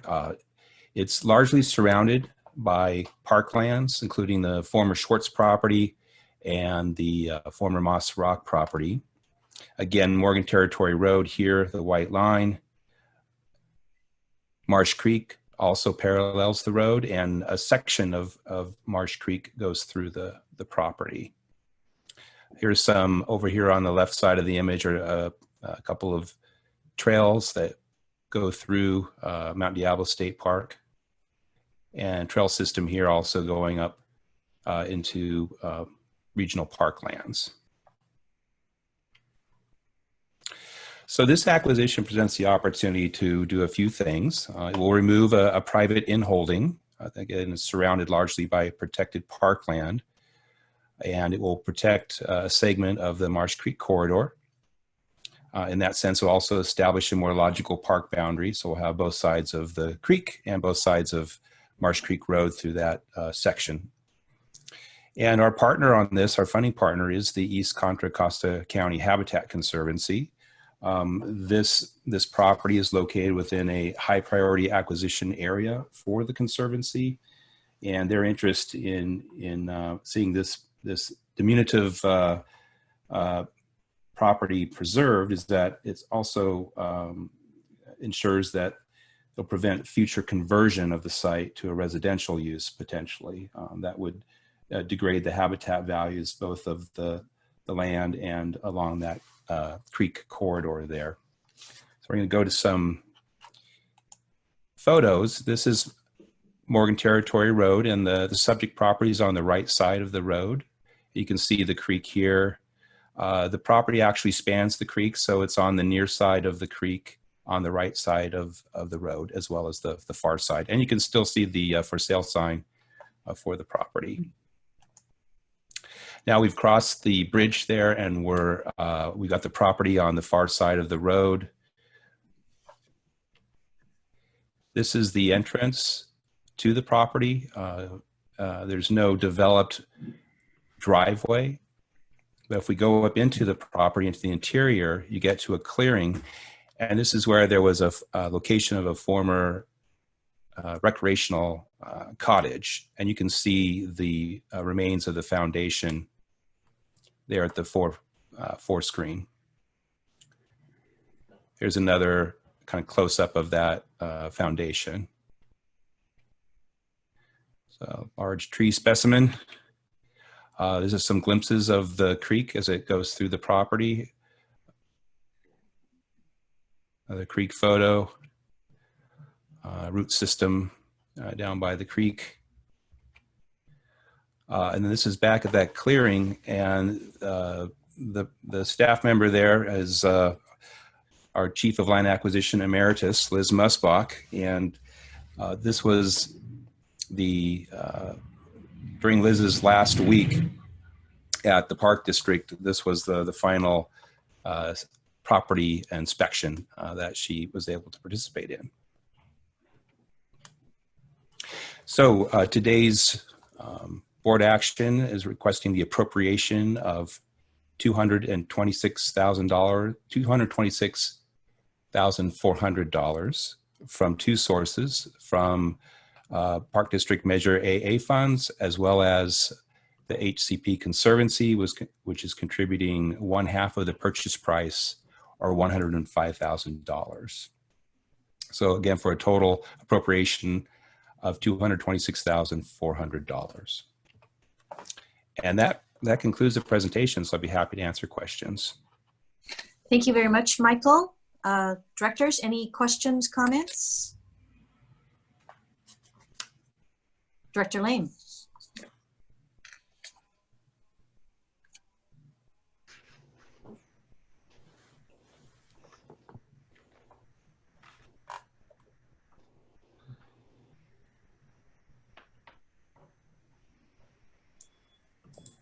There you go. Yeah, I usually use the space bar and it didn't work.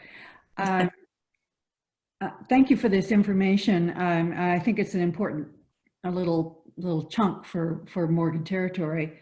In looking at the acquisition evaluation, you indicated there are no known cultural resources present, but it might have been appropriate to say that there was once a building there and there are remnants of that, even though it's gone. So that, thank you, Director Lane. That's a great observation. Certainly. Comment on that. Thank you. Noted.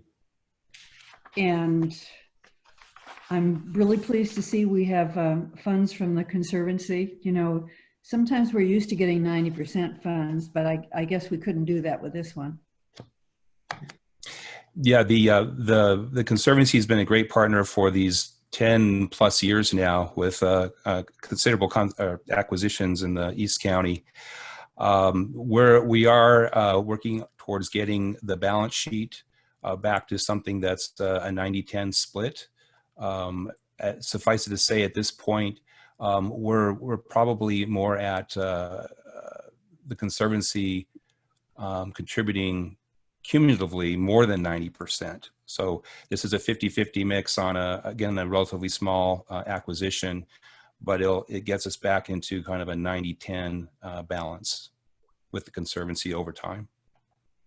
Okay, and then my other comment is that I know what we've been trying to do with our AA is spend it down.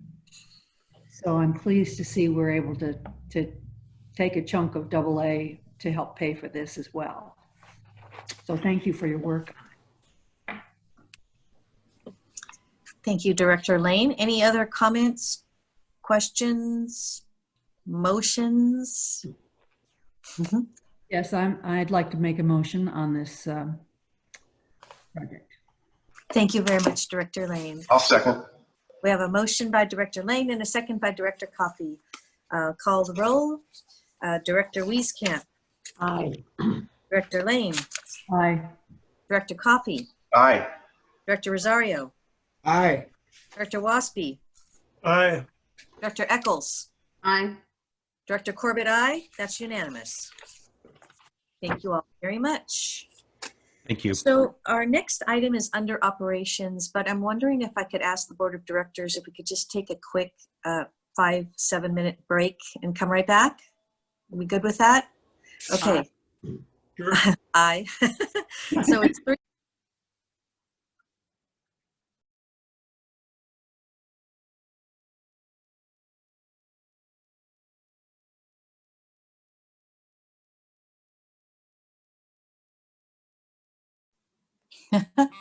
Everybody ready? Everybody ready to go? Oh my goodness gracious. If everybody's ready, we're going to go ahead and get started again.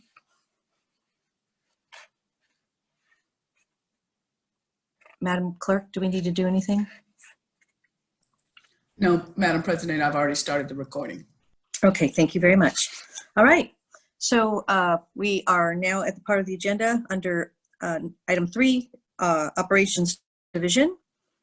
And the report is item A, authorization to execute a cooperative funding agreement with the Bay Area Toll Authority and accept funds to operate and maintain the observation platform, access trail, and parking lot at the Judge John Sutter Regional Shoreline.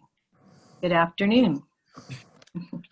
Afternoon, Madam President, members of the board. This is your AGM of Operations, Jim O'Connor. I wanted to do a quick introduction to this item. As many of you know, the item before you today is just one element of a much larger story that spans several decades. The vision for what is going to become Sutter Shoreline started back in 1968 when former board member Judge John Sutter, on a visit to the then Oakland Army base, made the statement that this area would make a great regional park. Since that time, with the construction of the eastern span, the reconstruction, I'd say, of the eastern span of the Bay Bridge, part of the permitting process for that construction project was recreational access. That requirement led to the development of what was then called the Gateway Park Working Group. And our general manager, Bob Doyle, and former AGM, Mike Anderson, joined that group along with several public agencies, including the Bay Area Toll Authority and Caltrans. That working group developed a vision for a park at the base of the Bay, eastern span of the Bay Bridge. In the last 3 years, I have been functioning as a liaison with both the Bay Area Toll Authority and Caltrans in securing funding and working on the park development.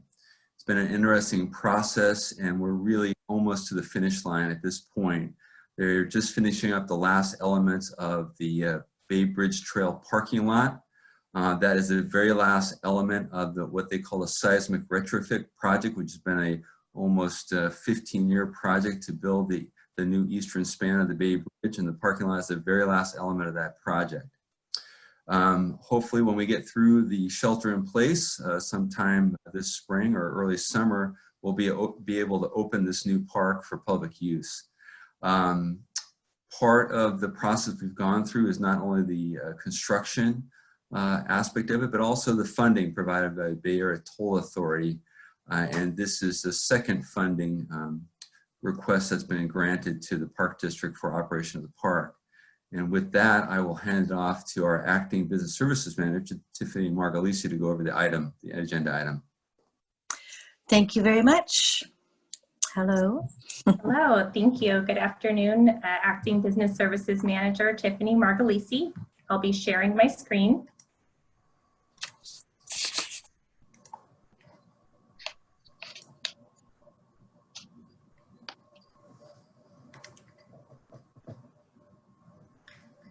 So as AGM O'Connor introduced, this is a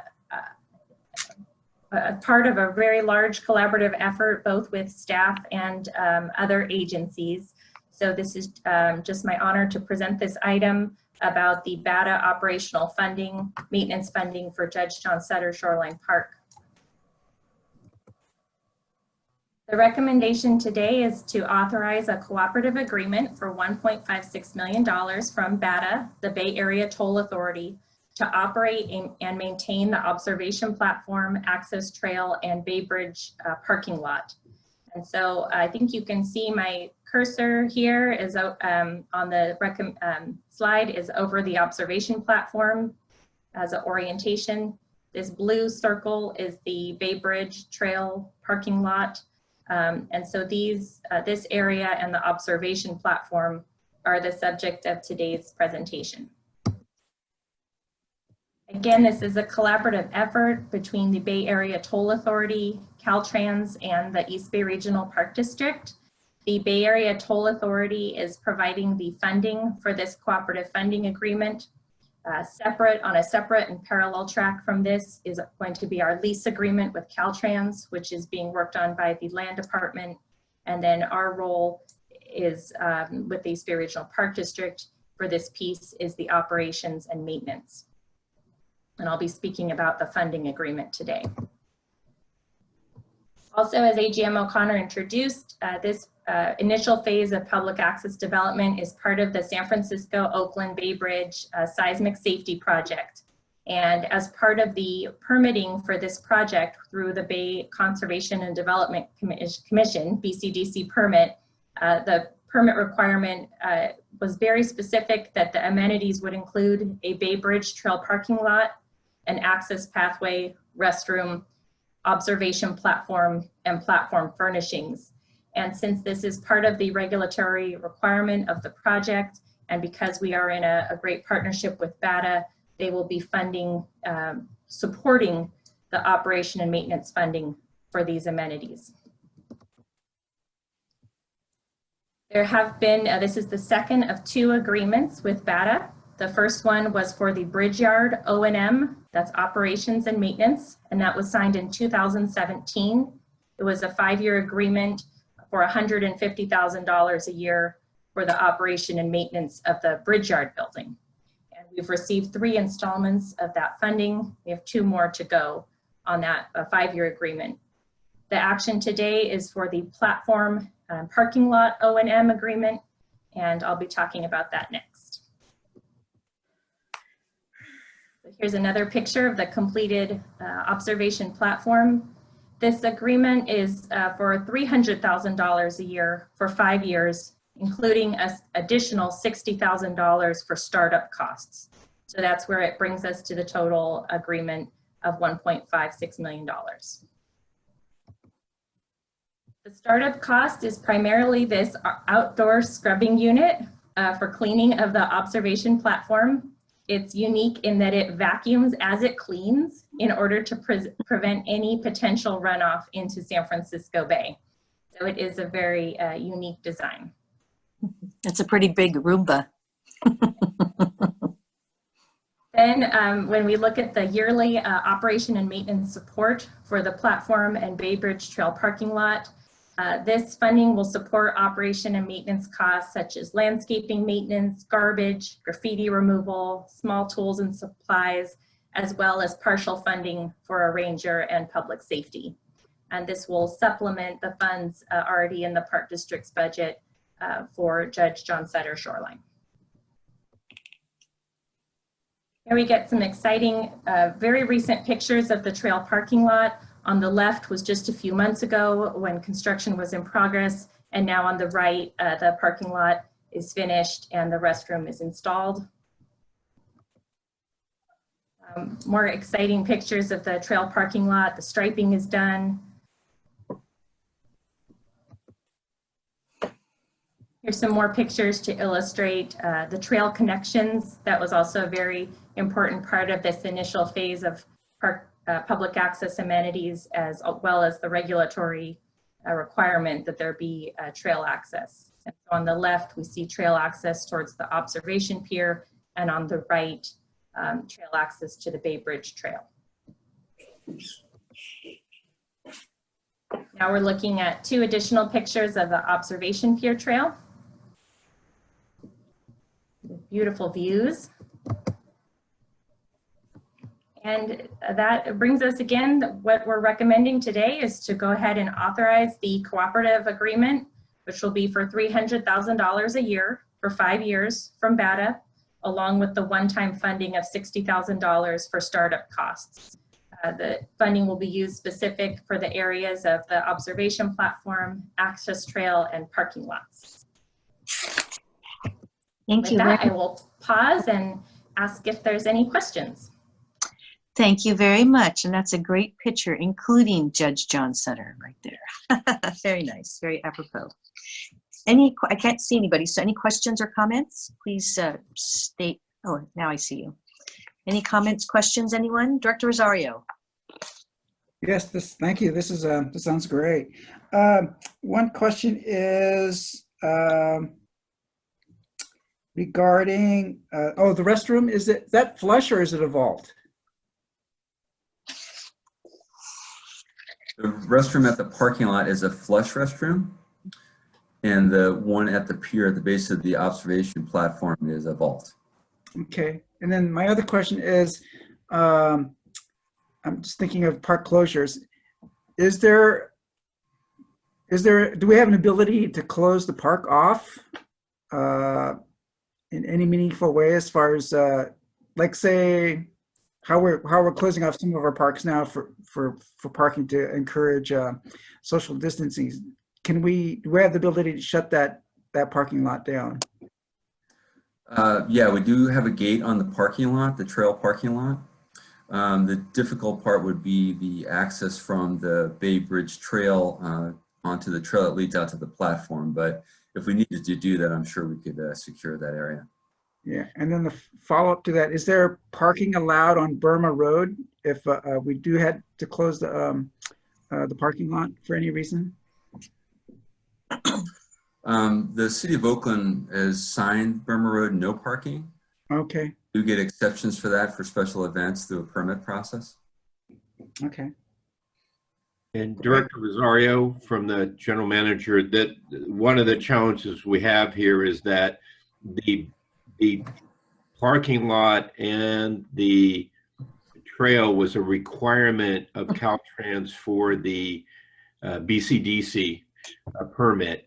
So we have to work with BCDC should we need to do that. And that we've already had some conversations because of COVID about that, but they're pretty strict on making sure things are available. But I think right now under the emergency order, we're okay.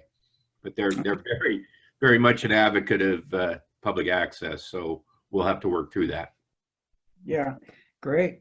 My only concern would be homeless population moving in there. They're just across the way. So I guess we'll cross that bridge when we get there. Okie dokie. All right. Yes, Director Waspy. Well, yeah, I just don't have any questions. I just have a comment. I'm just amazed every time I see photographs of this. It's going to be such a great opportunity. When I see that pier, it's just such a wonderful story of how we could have blown it up and spent $30 million to blow it into the bay, but we made a wonderful, wonderful resource for the community. And I just very, very happy we did that, and very thankful that the staff was smart enough and did a great job. So in total, this has probably been close to 15 years, which is short from the John Sutter point of view of advocating it for so long.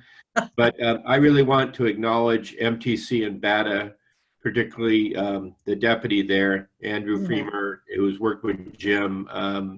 This is a lot of money, but it's also about relationships. And we could have never have done this without the really strong proponents of BATA and MTC all the way through. So it really is it was a big challenge at first, but they really came through for us, and I really want to acknowledge that. We should also thank Caltrans as well. Yep. Director Lane. Nope. Can't hear you, Beverly. You're muted, Beverly. There was such a huge group that started focusing on this as a park. And Mike Anderson, I don't know how many meetings he went to. I think we've just done really well with our staff, calming me down so that, and being pleasant, where I was like, how can they be saying that? You know, people were planning a park and we were going to be the people that ran it. So I just want to thank staff for their work on it and for the effort they made. First Mike and now Jim, in having a good relationship with the folks that are helping to finance this. And I agree with Dennis. Every time you see a picture of how that is being improved and looking at that platform and the views, it has to be better than Judge Sutter even dreamed from the beginning. So thank you so much for your work. Director Lane, he did in fact say that. He was marveling over what he was hoped was going to be a shoreline access into what it's turned into. And on that, there were somehow about close to 10 agencies involved. And I think what really streamlined it is when I became general manager, I was able to convince that the landowners who are going to own land or are going to own land should be the key focus. So that was going to be Caltrans, the Park District, and we had East Bay Mud involved there, but it really came down to a much smaller group, and we were able with MTC to really, even though MTC doesn't own it, we really were able to streamline that process, because a lot of people wanted to have strong opinions, but not help get it done. So. Yeah, I mean, that was absolutely true. So are we communicating regularly with East Bay Mud as well? Because they're always going to be a presence in this. Yeah, at the Director Lane, at the staff level, they've started to develop those relationships, because, you know, we are almost interacting with them daily, especially at the near the platform there. So we have almost a daily relationship with the park staff. You know, also, I just wanted to throw out a little caveat here. It's been an interesting process to go through with Caltrans. Certainly, their type of construction is much different than we often do in parks. And it's been a really interesting process to convert them into park people. It took a long time, but they started to understand the vision and how we think about parks. And they really caught on. I have to commend the Caltrans staff. They really came around. And they actually kind of took things a little bit more higher level than we even expected, especially if you go out to the pier. It's really a piece of artwork, the pier. It's really amazing, the furniture and everything. And they really, and then they came and met us more than halfway in the, what I call the West Overflow area that we're going to use for events. And they really took that to another level that even I wasn't expecting. So I just really have to commend the Caltrans staff for kind of really catching on to the vision and carrying it forward. Yeah, they have a lot of pride in this project. It's very nice to see. All right, any other comments, questions? Appreciations for another awesome project done during crazy times. Thank you, thank you, thank you. Mr. GM, is this, is the pier getting close to an opportunity for a virtual opening or ribbon cutting or some kind of something? We are working on that, President Corbett. I think we had a plan already, but I think the shelter-in-place order and the viral issue with crowds have changed that. But this is on our list of projects that, and I'm sure that we and MDC BATA and Caltrans would really like to have that celebration.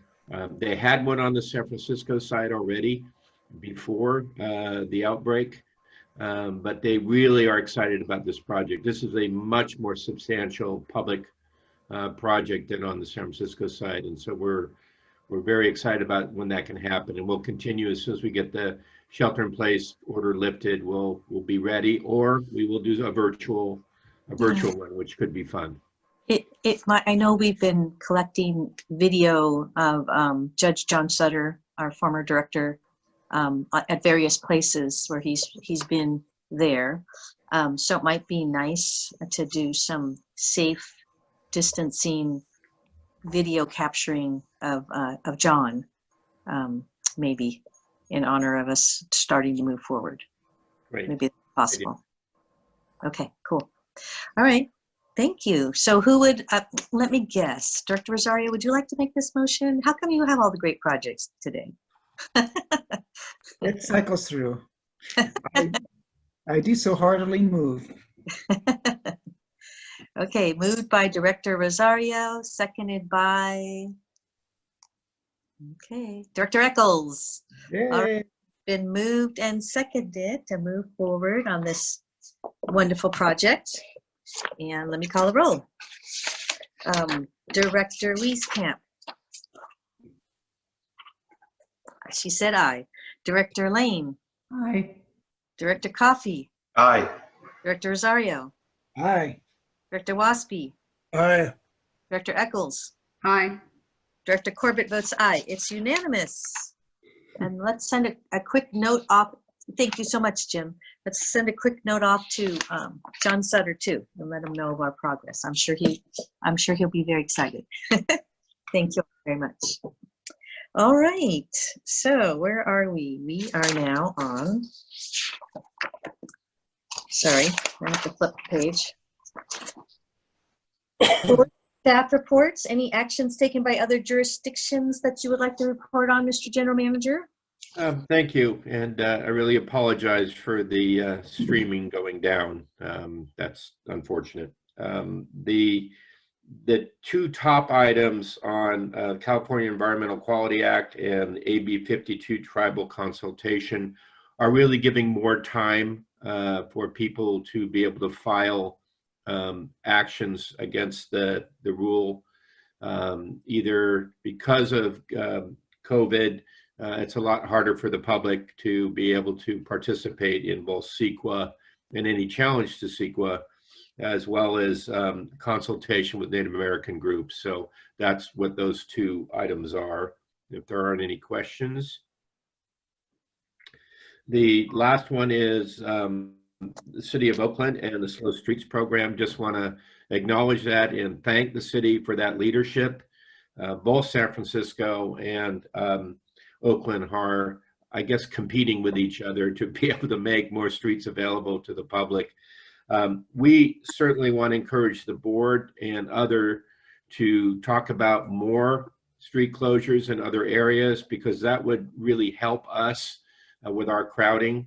And President Corbett's already talked to the mayor of Alameda about that potential, but it's something I think could help our staff and public safety if more cities in the East Bay would provide that as a form of recreation, safe recreation. It would be very, very helpful. So we're going to continue to talk to the mayor's conference and work on that, because I think it really is showing with the crowds, we can't do it by ourselves.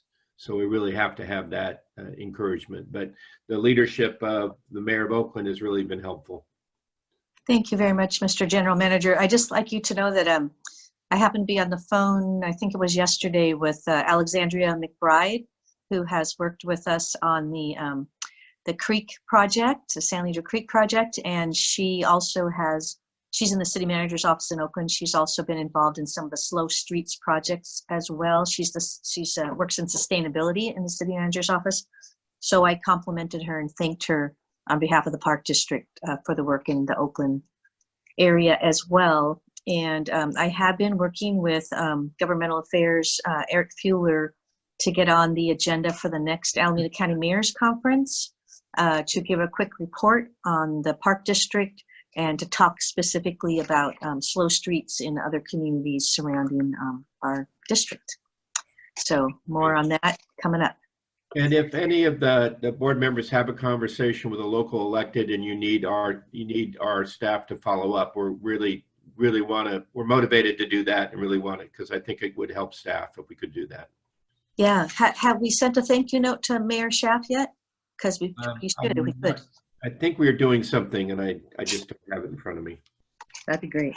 Okay, thank you. All right, so the next item under General Manager's comments is a report by Assistant General Manager of Acquisition, Stewardship, and Development, Christina Kelchner, who's going to provide us an overview of work continuing to move forward in the ASD division during the COVID-19 shelter-in-place period. And I would only just say, we've already seen action, not words, coming from ASD already in today's agenda. So take it away.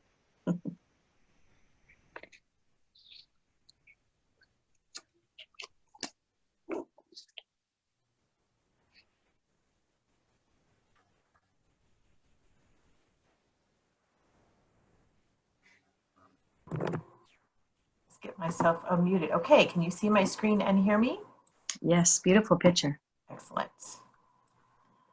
Okay.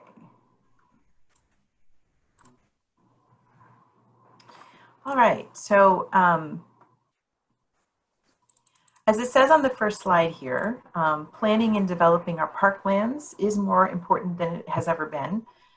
As we all know, parks have always been important to public health, but the COVID-19 pandemic, one thing that it's done is really resulted in, I think, a new global recognition that public parks are critical urban infrastructure. The parks are not just an added bonus or a nice to have, but they're in fact a critical lifeline for people, particularly for people living in urbanized areas like the East Bay. None of us knows exactly what the future holds, but we do know that the impacts to the economy and our way of life are likely to be significant and also long-lasting. And that means that the demand for parks and the public health needs for parks is only going to continue to grow. So the expansion of our parklands and the expansion development of public access to nature is going to be more important than ever. So our park district colleagues in operations and public safety, and of course on the executive team, so many of us have been really focused necessarily on how do we keep open our existing parks safely and continue to serve the public in that way. And in the meantime, the ASD staff has been quietly kind of behind the scenes adapting and adjusting and figuring out how to move forward our work to continue to plan and develop and expand parks.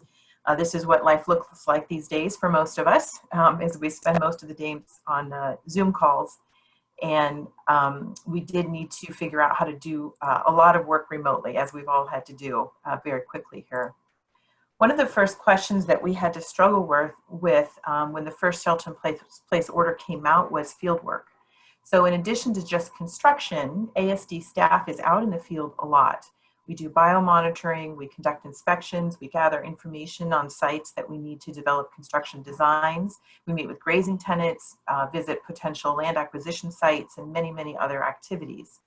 And so in response to the very first health order that came out on March 17th, the first thing we did was identify work that could not be interrupted, that was directly related to public health and safety, such as water quality testing, fuels management, anything related to meeting our regulatory requirements that needed to continue. And then we prioritized that work. And then what we did is looked at other work that we that needed to continue that we could do consistent with the health orders. And those were things like habitat protection and weed abatement at new projects such as Roddy Ranch Golf Course, McCosker, Coyote Hills. That was not a regulatory requirement, but it was projects that we wanted to continue moving forward. So we did have calls with Fish and Wildlife, state and federal, and the Regional Water Board to talk with them and confirm that this tiered approach of prioritizing work was consistent with what they themselves were doing with respect to their field work. So with their blessing, that's how we proceeded and started to put protocols in place to roll out our field work and get back to work as much as possible. And then, of course, as of yesterday, with the new health order, all of the field work has been approved and is up and rolling again now with the same protocols. So our field staff is using the same protocols that operations field staff is using in terms of shared vehicles and wearing masks and other social distancing protocols. The design and construction projects on the design and construction side, we did go through a similar process. So we quickly identified projects like the Del Valle water system that needed to go forward and continue because that's for drinking water. And then we also continued active construction sites to tie them up and make sure that we had didn't have an unsafe condition on our active construction sites. Then we worked with our legal team and really looked at the health order and made a determination that the parks themselves are critical public infrastructure.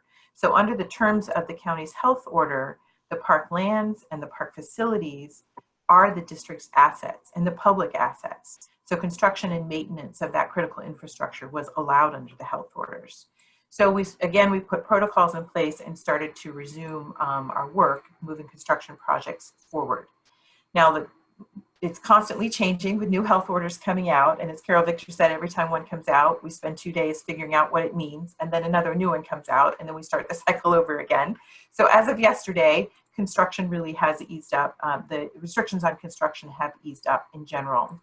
But I'm glad that we were able to get our construction moving 2 or 3 weeks ago so that we can really be ready for the summer construction season.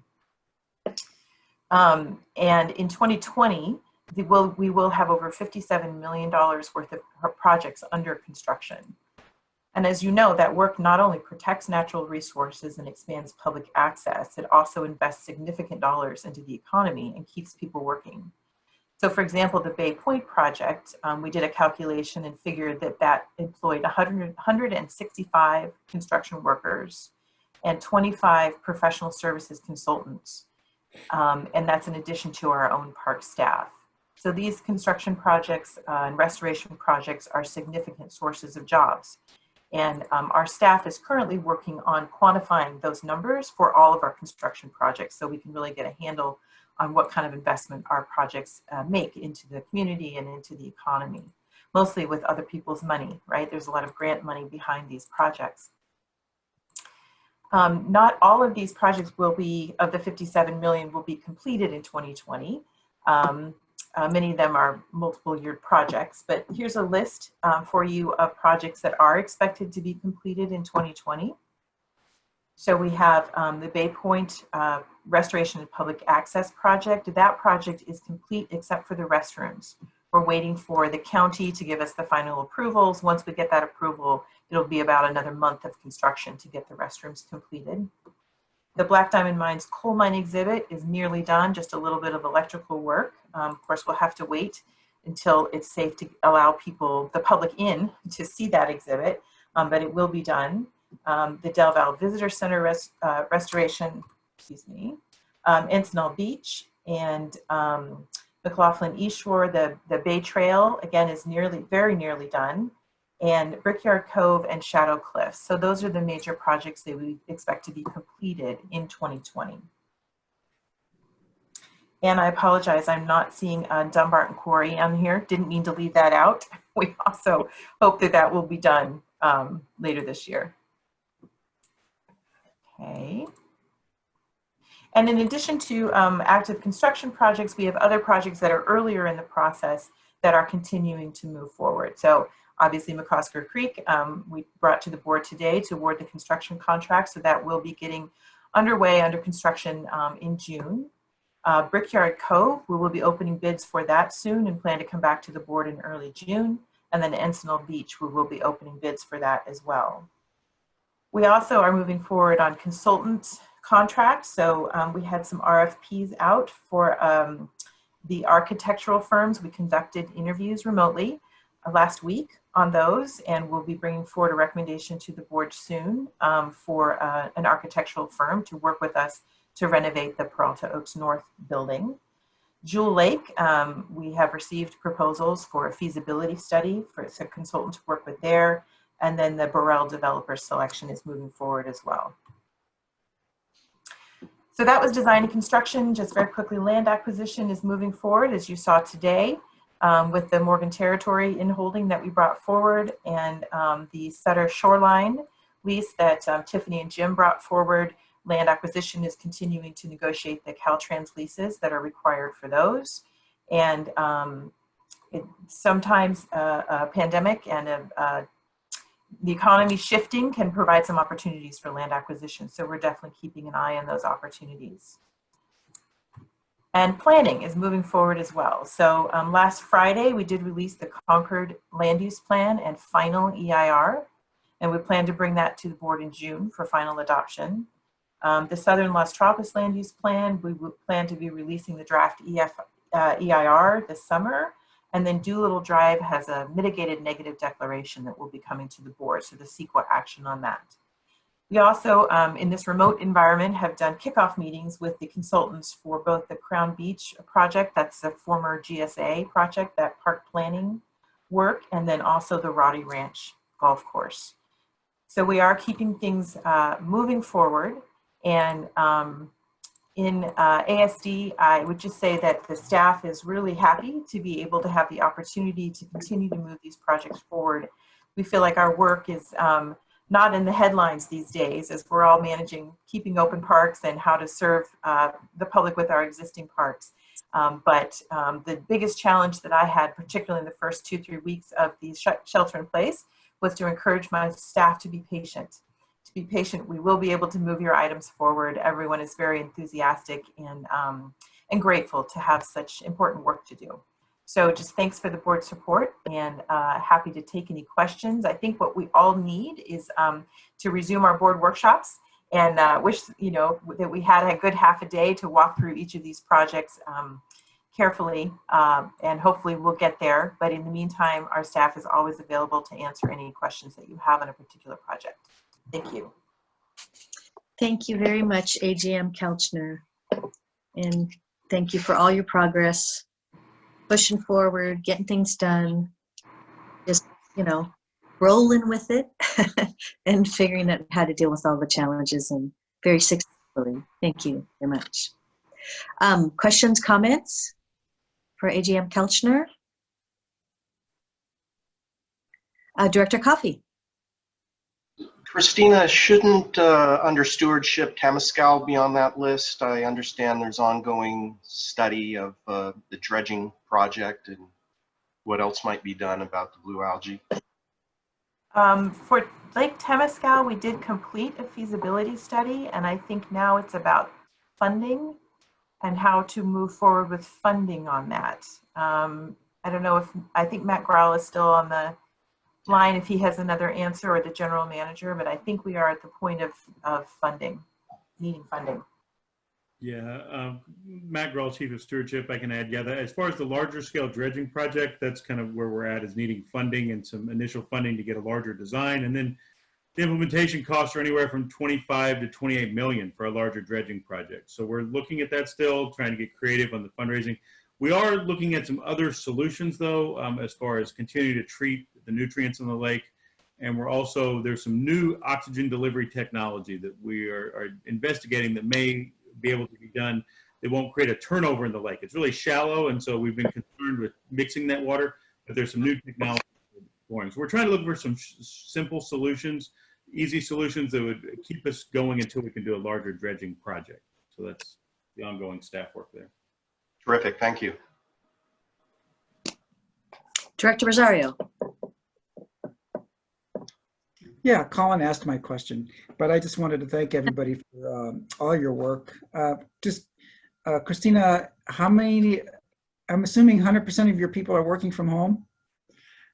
That is correct. When they're not being safely out in the field doing field work, we are working from home 100%. That's right. That's incredible. We did have an all hands meeting virtually. So all 80 something of us got on a Zoom call. Oh, and wow. yeah, and we have regular department meetings as well through Zoom to try to stay connected. Excellent. Well, it seems like the communication within your group is very good, and you're all working well. So thank you. I would just add to that, in the meeting I had the other day with on the McCosker site, I was also impressed. It's, you know, it's us doing things in a new way virtually, but there's all of those contact points that we have with contractors when we're involved in bids and subcontractors who may have never ever had to use technology for some of the things they're doing, and our staff being able to work with them in, you know, such a great way to reassure them, to connect with them, and to still make things happen, because they're dealing with people on the other end who are having, you know, serious challenges to deal with and learning new ways too. And the patience it takes and the extra work to move through that, I think is quite impressive. And it's not something that we see, you know, but it's something that's being done. And like I said, it's almost seamless. Things are still moving along as if none of this other Brady Bunch stuff was going on. So anyway, my compliments again. Yes, Director Lane. I wanted to say that I think having information about each of the projects, which such as you showed us with Bay Point, in terms of how many jobs we are producing with this, is going to be something that'd be very helpful to talk to our legislators about, and a point that we can make in terms of how much we're offering to the economy, particularly in this period. You know, as we can move forward like this, we can help make a dent in some of that unemployment. Yeah, absolutely. Thank you, Director Lane. And this wasn't, in talking to Christina and her staff, this wasn't by accident. We know there's tremendous economic pressure and people need jobs and work. So I really want to thank all of Christina and her staff members to really look at how we could show what we're doing, keeping things going. We've been so focused on the urgent need of park field staff and operations that I wanted the board to know, but also to show how we can keep going with these. These are very big projects, and there's a lot of money and a lot of contractors working because of us. And so the more we can show that, the better we are. Yeah. AGM Kelchner. Thank you, Director Lane. That is very important, and we have been working with government affairs staff to try to gather those numbers and figure out how to communicate that. It is very important to be able to put people to work, and my understanding is that the Park District was born that way, right? Back in the with the WPA, and putting people to work is very much part of the Park District's history. So very appropriate that we should be able to have an opportunity to do that now. I did just invite my chiefs and Chris and Sean. I don't know if we have Sean Dugan to just pop up here for a moment so I could acknowledge them. I am so honored and lucky to be working with such a strong team, and every one of them just is deeply committed to their work and committed to working together as a team. So just an appreciation to all of them. It's really a treat to work with you. Thank you, guys. We see you. Thank you very much. Y'all look fabulous out there. All right. Thank you very much. Any other, anything else on that, anybody? All right. That was some really great news. Thank you. All right. General Manager's comments on the Public Safety Division report. Yeah, you have a report before you. I did want to state that it's really important to keep referring all staff to the SharePoint site. We have everything posted on there. We have the protocols, we have the updates, we have the location of all items that are important to the safety of the staff. And we just want to keep referring people to that because we're really spending a lot of time making sure that communication is out there and updated daily. So I think it's really important. So I just want to encourage staff to use it and keep updated that way. As far as the Public Safety Division, you know, they're extremely busy. We're getting a few hot tempers out there who want to be able to use the park like they used to. And we're trying to navigate all those things. And so if you have any questions for Assistant General Manager and Chief of Police Anthony Chabero, I'm sure he can answer your questions, but it's all there, but you can see how busy we are. Mr. Jim, I just have a quick comment on that. I don't know if this is something that's possible, but you know, obviously we appreciate all the extra hours our police officers are working in their double shifts and extra shifts, and the sort of conflicts that unfortunately they're placed in during this tough time while people are losing patients. And we certainly appreciate them representing us so professionally during these times. But you know, I just thought of this, you know, on our website we have some really nice little video clips of you know, our naturalist programs and some things like that. I'm just wondering if there's some way to have some sort of positive clips of our public safety officers out there doing the great work that they do. So, you know, so we can hear, there's so much, you know, in social media, and often what you see is the one bad story. So it'd be nice if we somehow could come up with a way to maybe highlight some positive, you know, views of what our folks are doing.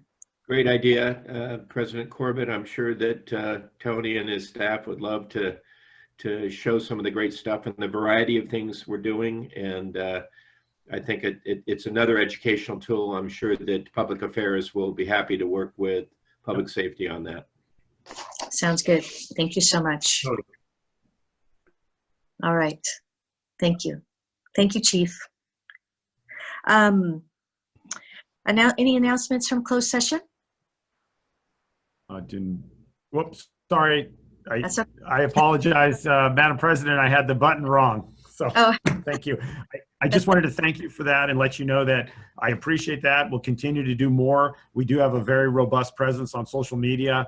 And as a matter of fact, most recently for Crown Beach, we have our officers on ATVs at Crown Beach, and you can see them driving, and they are thanking people for doing the right thing.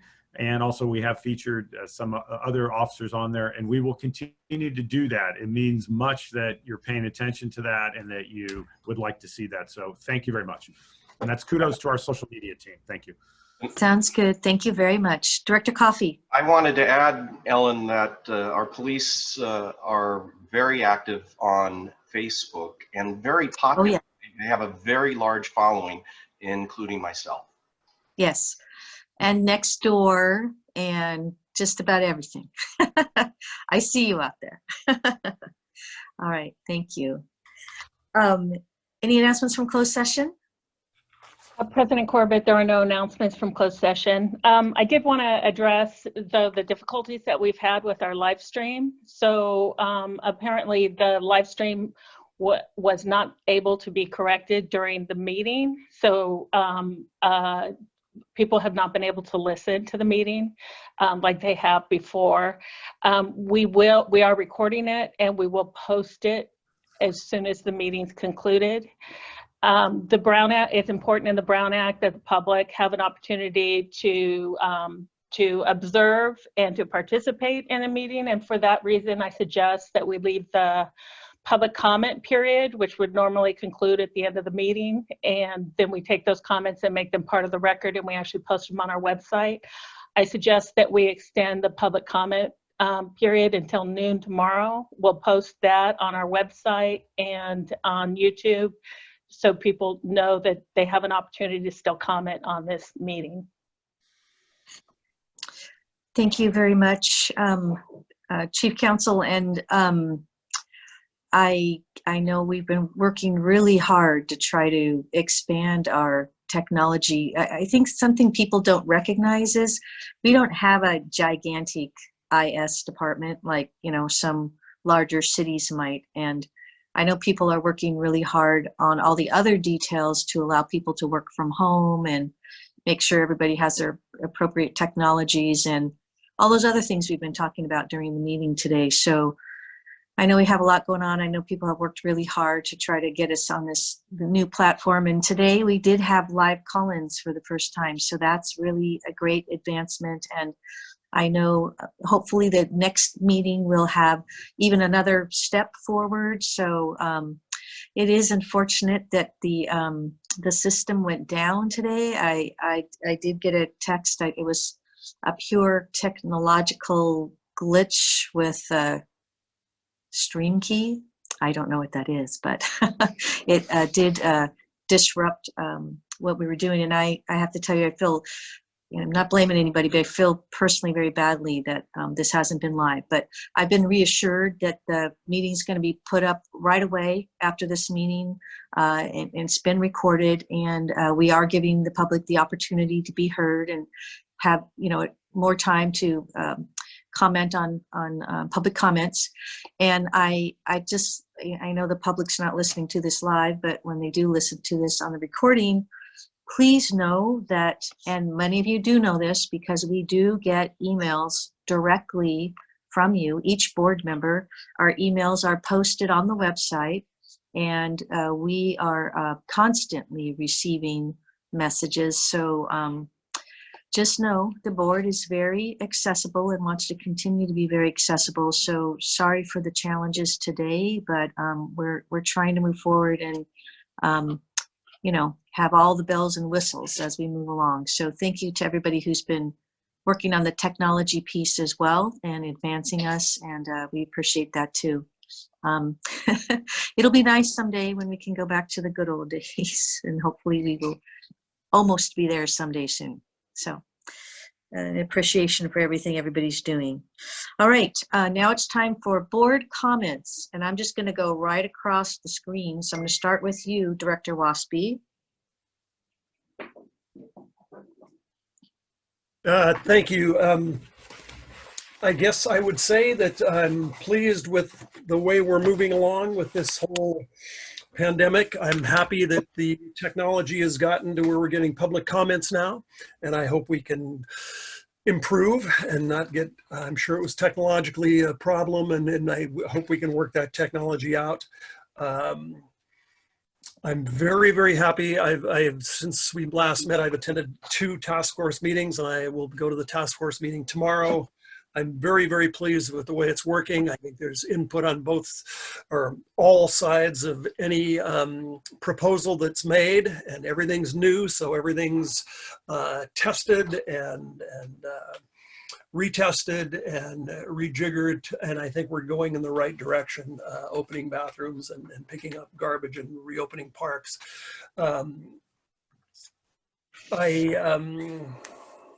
Well, other than the 2 task force meetings, I attended a legislative committee meeting. I want to compliment Eric Fuller and his staff, Lisa, for saying, hey, this is our opportunity. We got to get back to normal. We've got to keep working. We've got to let our legislators know what we're doing. I'm very pleased that we did that. We had a great meeting with not only Mr. Houston, Doug's always with us at our meetings, but we had Peter Umhofer from Washington, D.C. Tuning in on the meeting, and Peter always offers these very, very insightful reports he does on what's really happening in Washington, and I truly appreciated that. I continue to hike in the parks. As I've said before in the meeting, I've been to Redwood Park, Lake Chabot, and Roberts. The restrooms were opened, specific ones, and the staff is doing a wonderful job under a lot of stress and uncertainty, but they're doing a great, great job, and I appreciate that.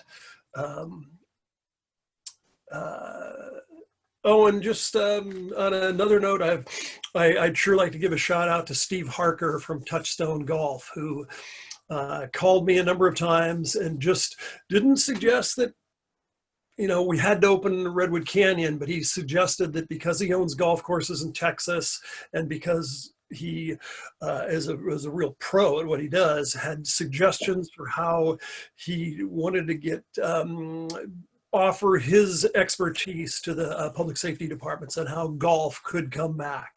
And it has come back. And I was at Redwood Canyon yesterday, and it's amazing how many people are getting back to the game of golf and safely, and thanks to Steve. So I look forward to the task force meeting tomorrow. I look forward to getting out of this thing, and thanks to staff for supporting us in all this technological world that I'm so unfamiliar with. That's it for me. Thank you, Dennis. Director Wieskamp?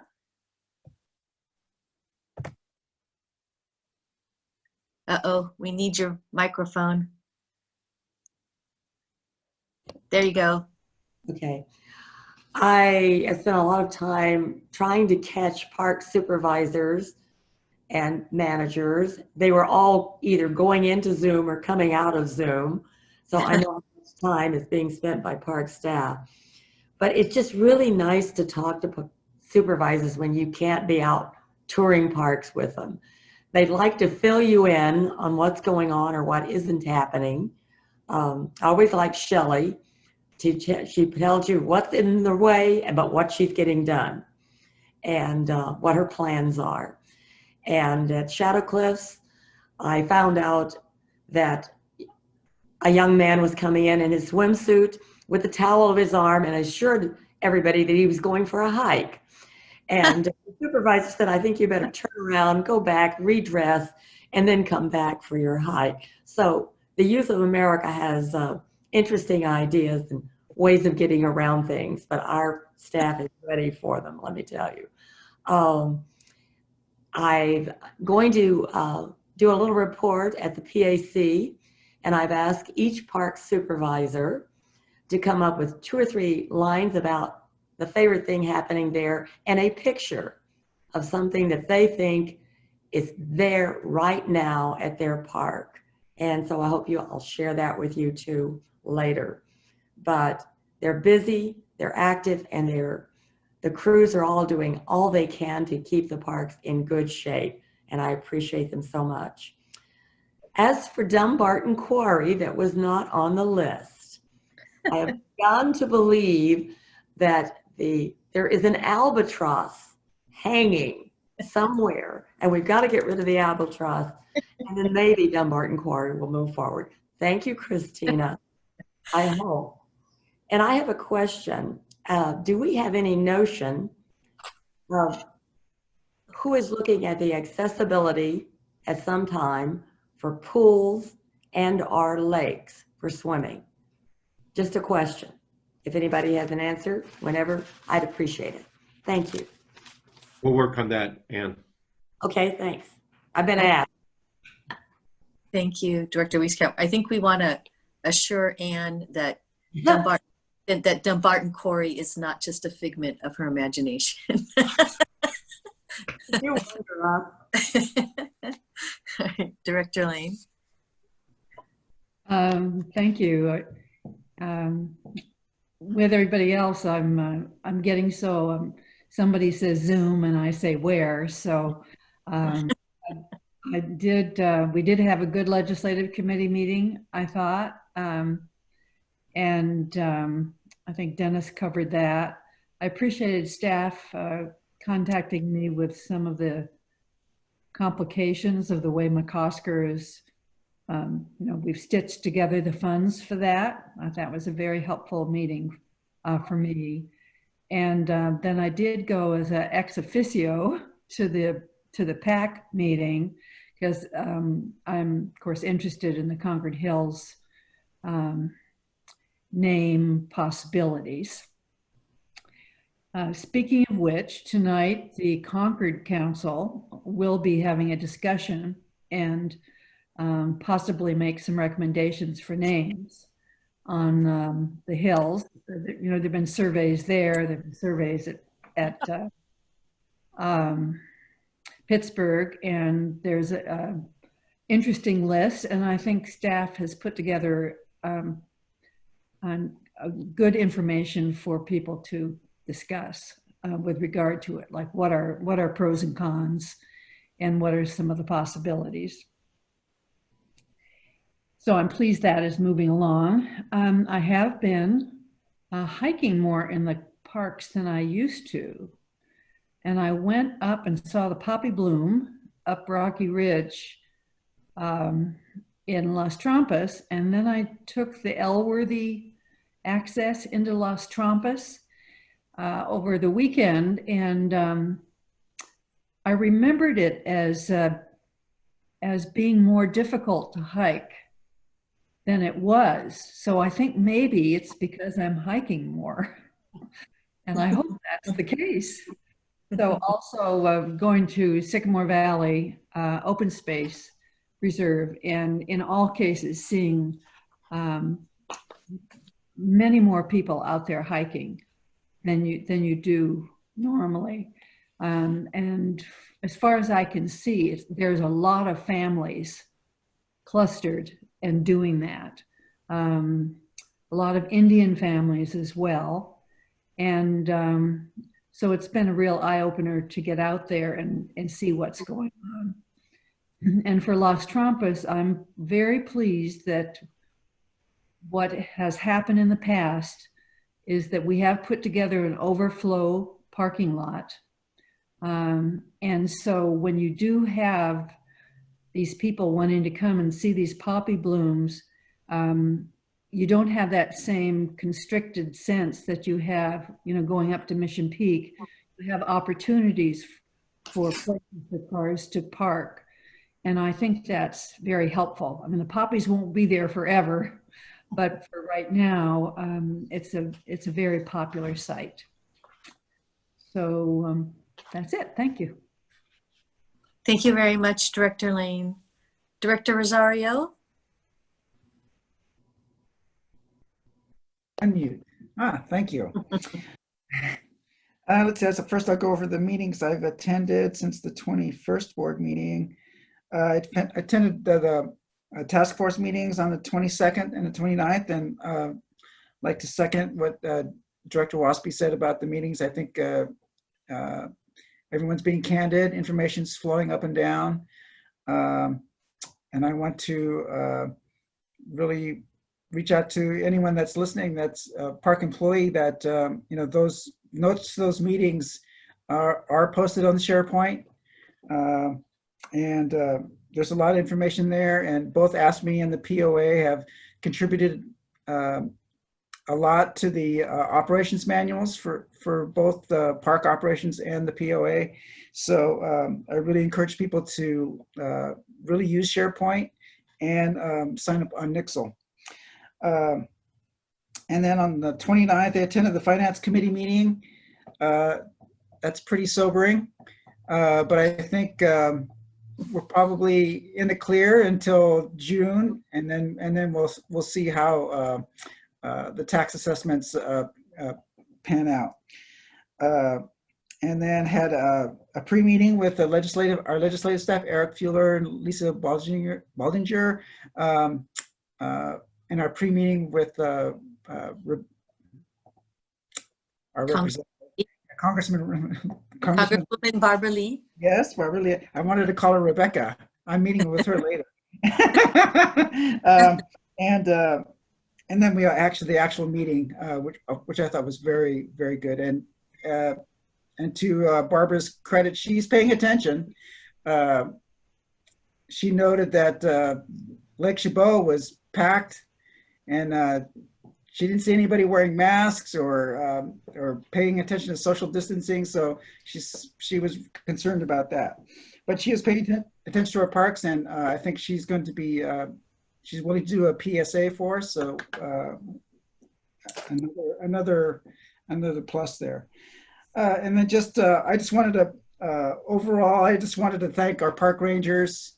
I know this opening up the restrooms, there was a lot of angst and anxiety over it, and I appreciate their candid comments. But I also really highly thank their efforts for getting those restrooms open, getting them cleaned, and I just want them to know that this was not an easy decision. It's something that we wouldn't have done unless we had the assurances of the health departments from both Alameda and Contra Costa County that this was doable and we could do it safely. And also that I just wanted to thank everyone involved in researching out testing sites to make sure that we had available testing sites for our employees. And then I also wanted to thank, also in association with the task force and the EOC, the management team, because they're doing both duties there, both Chief Chiburo and O'Connor. Jim O'Connor and Ana Alvarez. They're doing a lot of work. I think their attitude has promoted the exchange of information that we want to see and that's needed in this crisis. So, and I also wanted to invite everybody to listen in on the webinar that's being put on by UCSF, the Guidance for Parks Operations. I think it's really good. Unfortunately, I'll miss it because we have an executive board meeting the next one, but it's good listening and a lot of good. Thank everybody on the board for being who you are. Thank you. And I special shout out to Yolanda and Sharon. Happy Clerk's Day. Clerk's Day. Yeah. I miss your smiles in person. All right. Thank you. Thank you, Director Rosario. Director Eccles. Hi, thank you so much. Well, in terms of the meetings that I've attended recently, similar to Director Wasby and Director Lane, we had a legislative committee, as you heard, and I thought that was very helpful to hear about all of the activity. Still quite a lot of activity, even with things being shut down both in Sacramento and Washington. And in addition to Eric and Lisa's help with the great job they did on preparing and setting up that meeting, I also wanted to thank them for all of the meetings that they're setting up with our representatives over Zoom during the shelter in place. They've really taken advantage of this opportunity to to get meetings with our Congress members and our state legislators as well. And similar to Director Rosario, I also had opportunity to participate in the meeting with Barbara Lee just yesterday. Seems like it was longer ago, but just yesterday. And, you know, really appreciate the work that she's doing in Washington on behalf of all of us. And of course, especially the advocacy that she is doing for the Park District. And, you know, we appreciate her support in the assistance that we're seeking from the CARES Act, as well as hopefully some assistance from the upcoming infrastructure bill. So really, really appreciate that. I also had the opportunity to attend the Park Advisory Board, or rather the Park Advisory Committee meeting 2 weeks ago, and that was great. It was my first time getting to meet all of those folks virtually, of course, over Zoom, but still we mostly discussed the situation with COVID-19 and what the Park District was doing to keep both the public and the staff safe, and answered questions about that, and appreciated. Actually, Director Lane was there, as well as a number of the senior management as well. I thought it was a good meeting. And finally, I of course want to extend my gratitude to everyone for their ongoing work during these trying circumstances to keep the parks as open as possible and the public and staff safe. And I think I'll just sort of shortcut and say I second all of the comments that Director Rosario said to that extent of all the people that he was thanking. Cheating a little bit here, but I would particularly though like to give a shout out to Yolanda and Sharon for Happy Clerk's Day. Thank you. Thank you very much, Director Eccles. Director Coffey. Yeah, and I want to thank all of you, my colleagues, for giving out all those notes of appreciation to staff, and I echo those. I spent much of the weekend around the Martinez shoreline and the associated trails, and there were lots and lots and lots of happy people about how clean the park was, and the coming opening of the bathrooms out there. Very appreciative of all that work that the park rangers did. And I also appreciate those who emailed me or us as a group with comments, and I read them all. Some of them I can respond to, some of them there just isn't time, but I really do appreciate them, especially coming from our staff and frontline people. I wanted to echo Dee Rosario's endorsement of the UCSF Forum Guidance for Parks as an Essential Service. It's essentially a webinar featuring the top public health leadership in the Bay Area. And I especially want to recommend this coming Thursday session at 2 that Dee mentioned he wasn't going to be able to make. But Dee, I understand they're posting them somewhere, perhaps on YouTube. Yeah. So that we should all be able to at least see the repeats. Yeah. And this Thursday, they're specifically going to address the issue of garbage collection and restrooms, and how to keep both staff and the public safe and secure. And that, of course, is a central concern that we have. I attended the Finance Committee. I had a briefing on the Contra Loma Lagoon restoration plans and how it's going to be phased. This is a presentation that's coming up for the executive committee from Lisa Gorgian and Ren Bates, and it was very informative. Thank them for it. I attended the Zoom meeting with Congressman Thompson, I guess similar to all of you that have been meeting with congressional representatives on the very same issues. And I think that covers what I've been doing, other than just trying to continue to visit the parks. Again, thank senior management for the very instructive and well-presented materials for this meeting. Appreciate it. Thank you. Thank you very much. Thank you, Director Coffey. I'm not sure if I reported on this at the last meeting or not, but I had the opportunity to have a Zoom meeting with Assemblymember Bonta on the 20th. We discussed the CARE Act and his support at the state level for that. And we had previously planned a, walk and talk in the park. And unfortunately, that may not go forward unless we figure out a virtual opportunity. So we're looking into that. So that may happen, but he was very complimentary of our work in supporting our staff during these difficult times and, keeping people employed and all that important work that we do as well. On the 22nd and the 24th and the 27th, and May 1st and May 14th, I attended the EOC meetings, so every Monday, Wednesday, and Friday.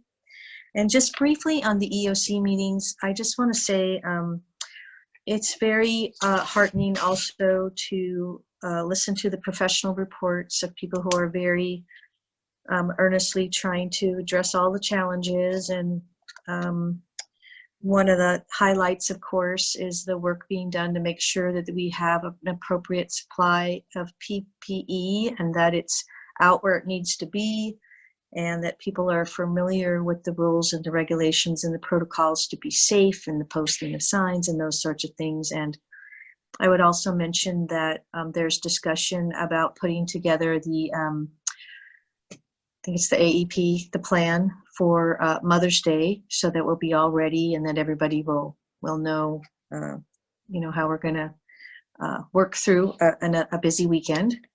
So very appreciative that the board has supported me in supporting the EOC meetings. Things are going well there.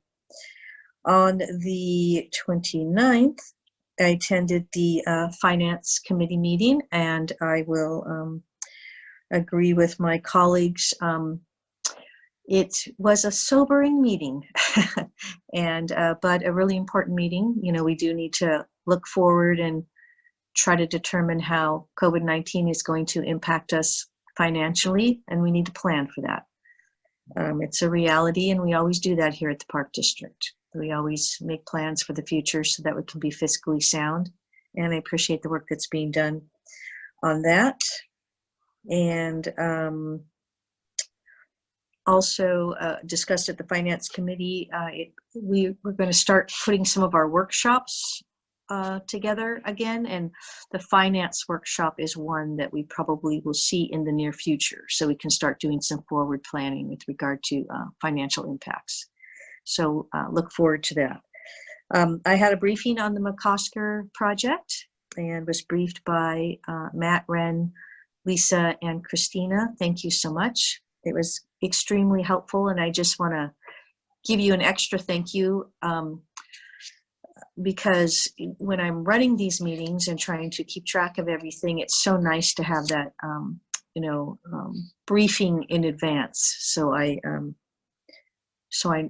can really dig deep into the running of the meeting, as well as trying to pay attention to the details on the particular plans. It really helps me a lot. So thank you. I had a one-on-one meeting with the GM on the 29th, just to be brought up to date on some of the things that were happening in the Park District and things like the Mission Peak and others, a few things that were heating up. So thank you, Bob. And I, of course, also attended the virtual meeting with Congresswoman Barbara Lee. Not only is she keeping track and spending time in our parks and letting us know about what was going on at Lake Chabot, she also is, she wanted to thank us for the respite provided in our parks. She said, I've been out to some parks that I haven't been out to before. She goes, and I go through the entrance, and sometimes there's lots of people at the entrance, but I have found places in the parks where nobody else is. And she says, it means so much to me that I can get out there and get out in nature and, really reflect. And she reminded us of her education as a mental health social worker.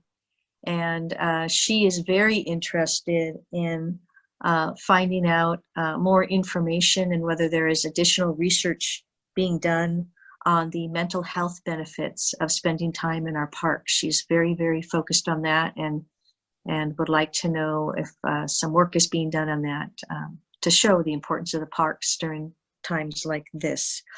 So we thank Congresswoman Lee for always being a major champion for us, and I want to appreciate Director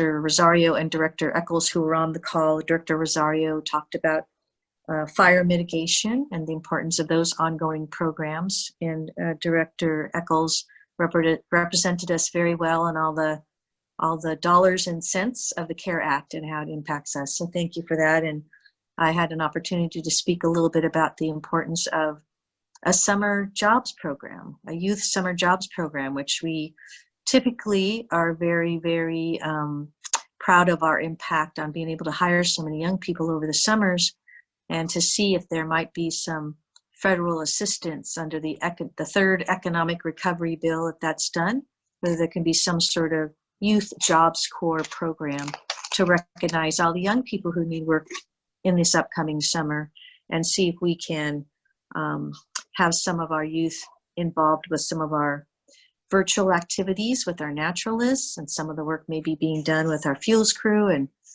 some of the other stewardship activities that can be done with safe distancing.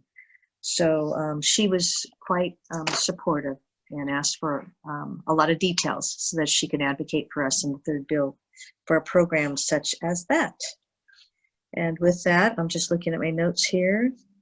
I think I have covered all the meetings I've been to. It seems like I'm going to more meetings than usual. So it's a busy time, even though we're just sitting here in our houses looking at screens. So thank you, everybody. Thank you to all the staff.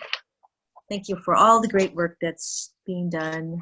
The Park District never slows down, and we keep getting the job done. So thank you, everybody.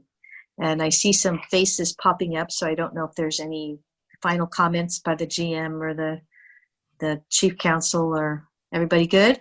Okay, with that, our meeting is adjourned. It was nice to see you. See you again soon, I hope.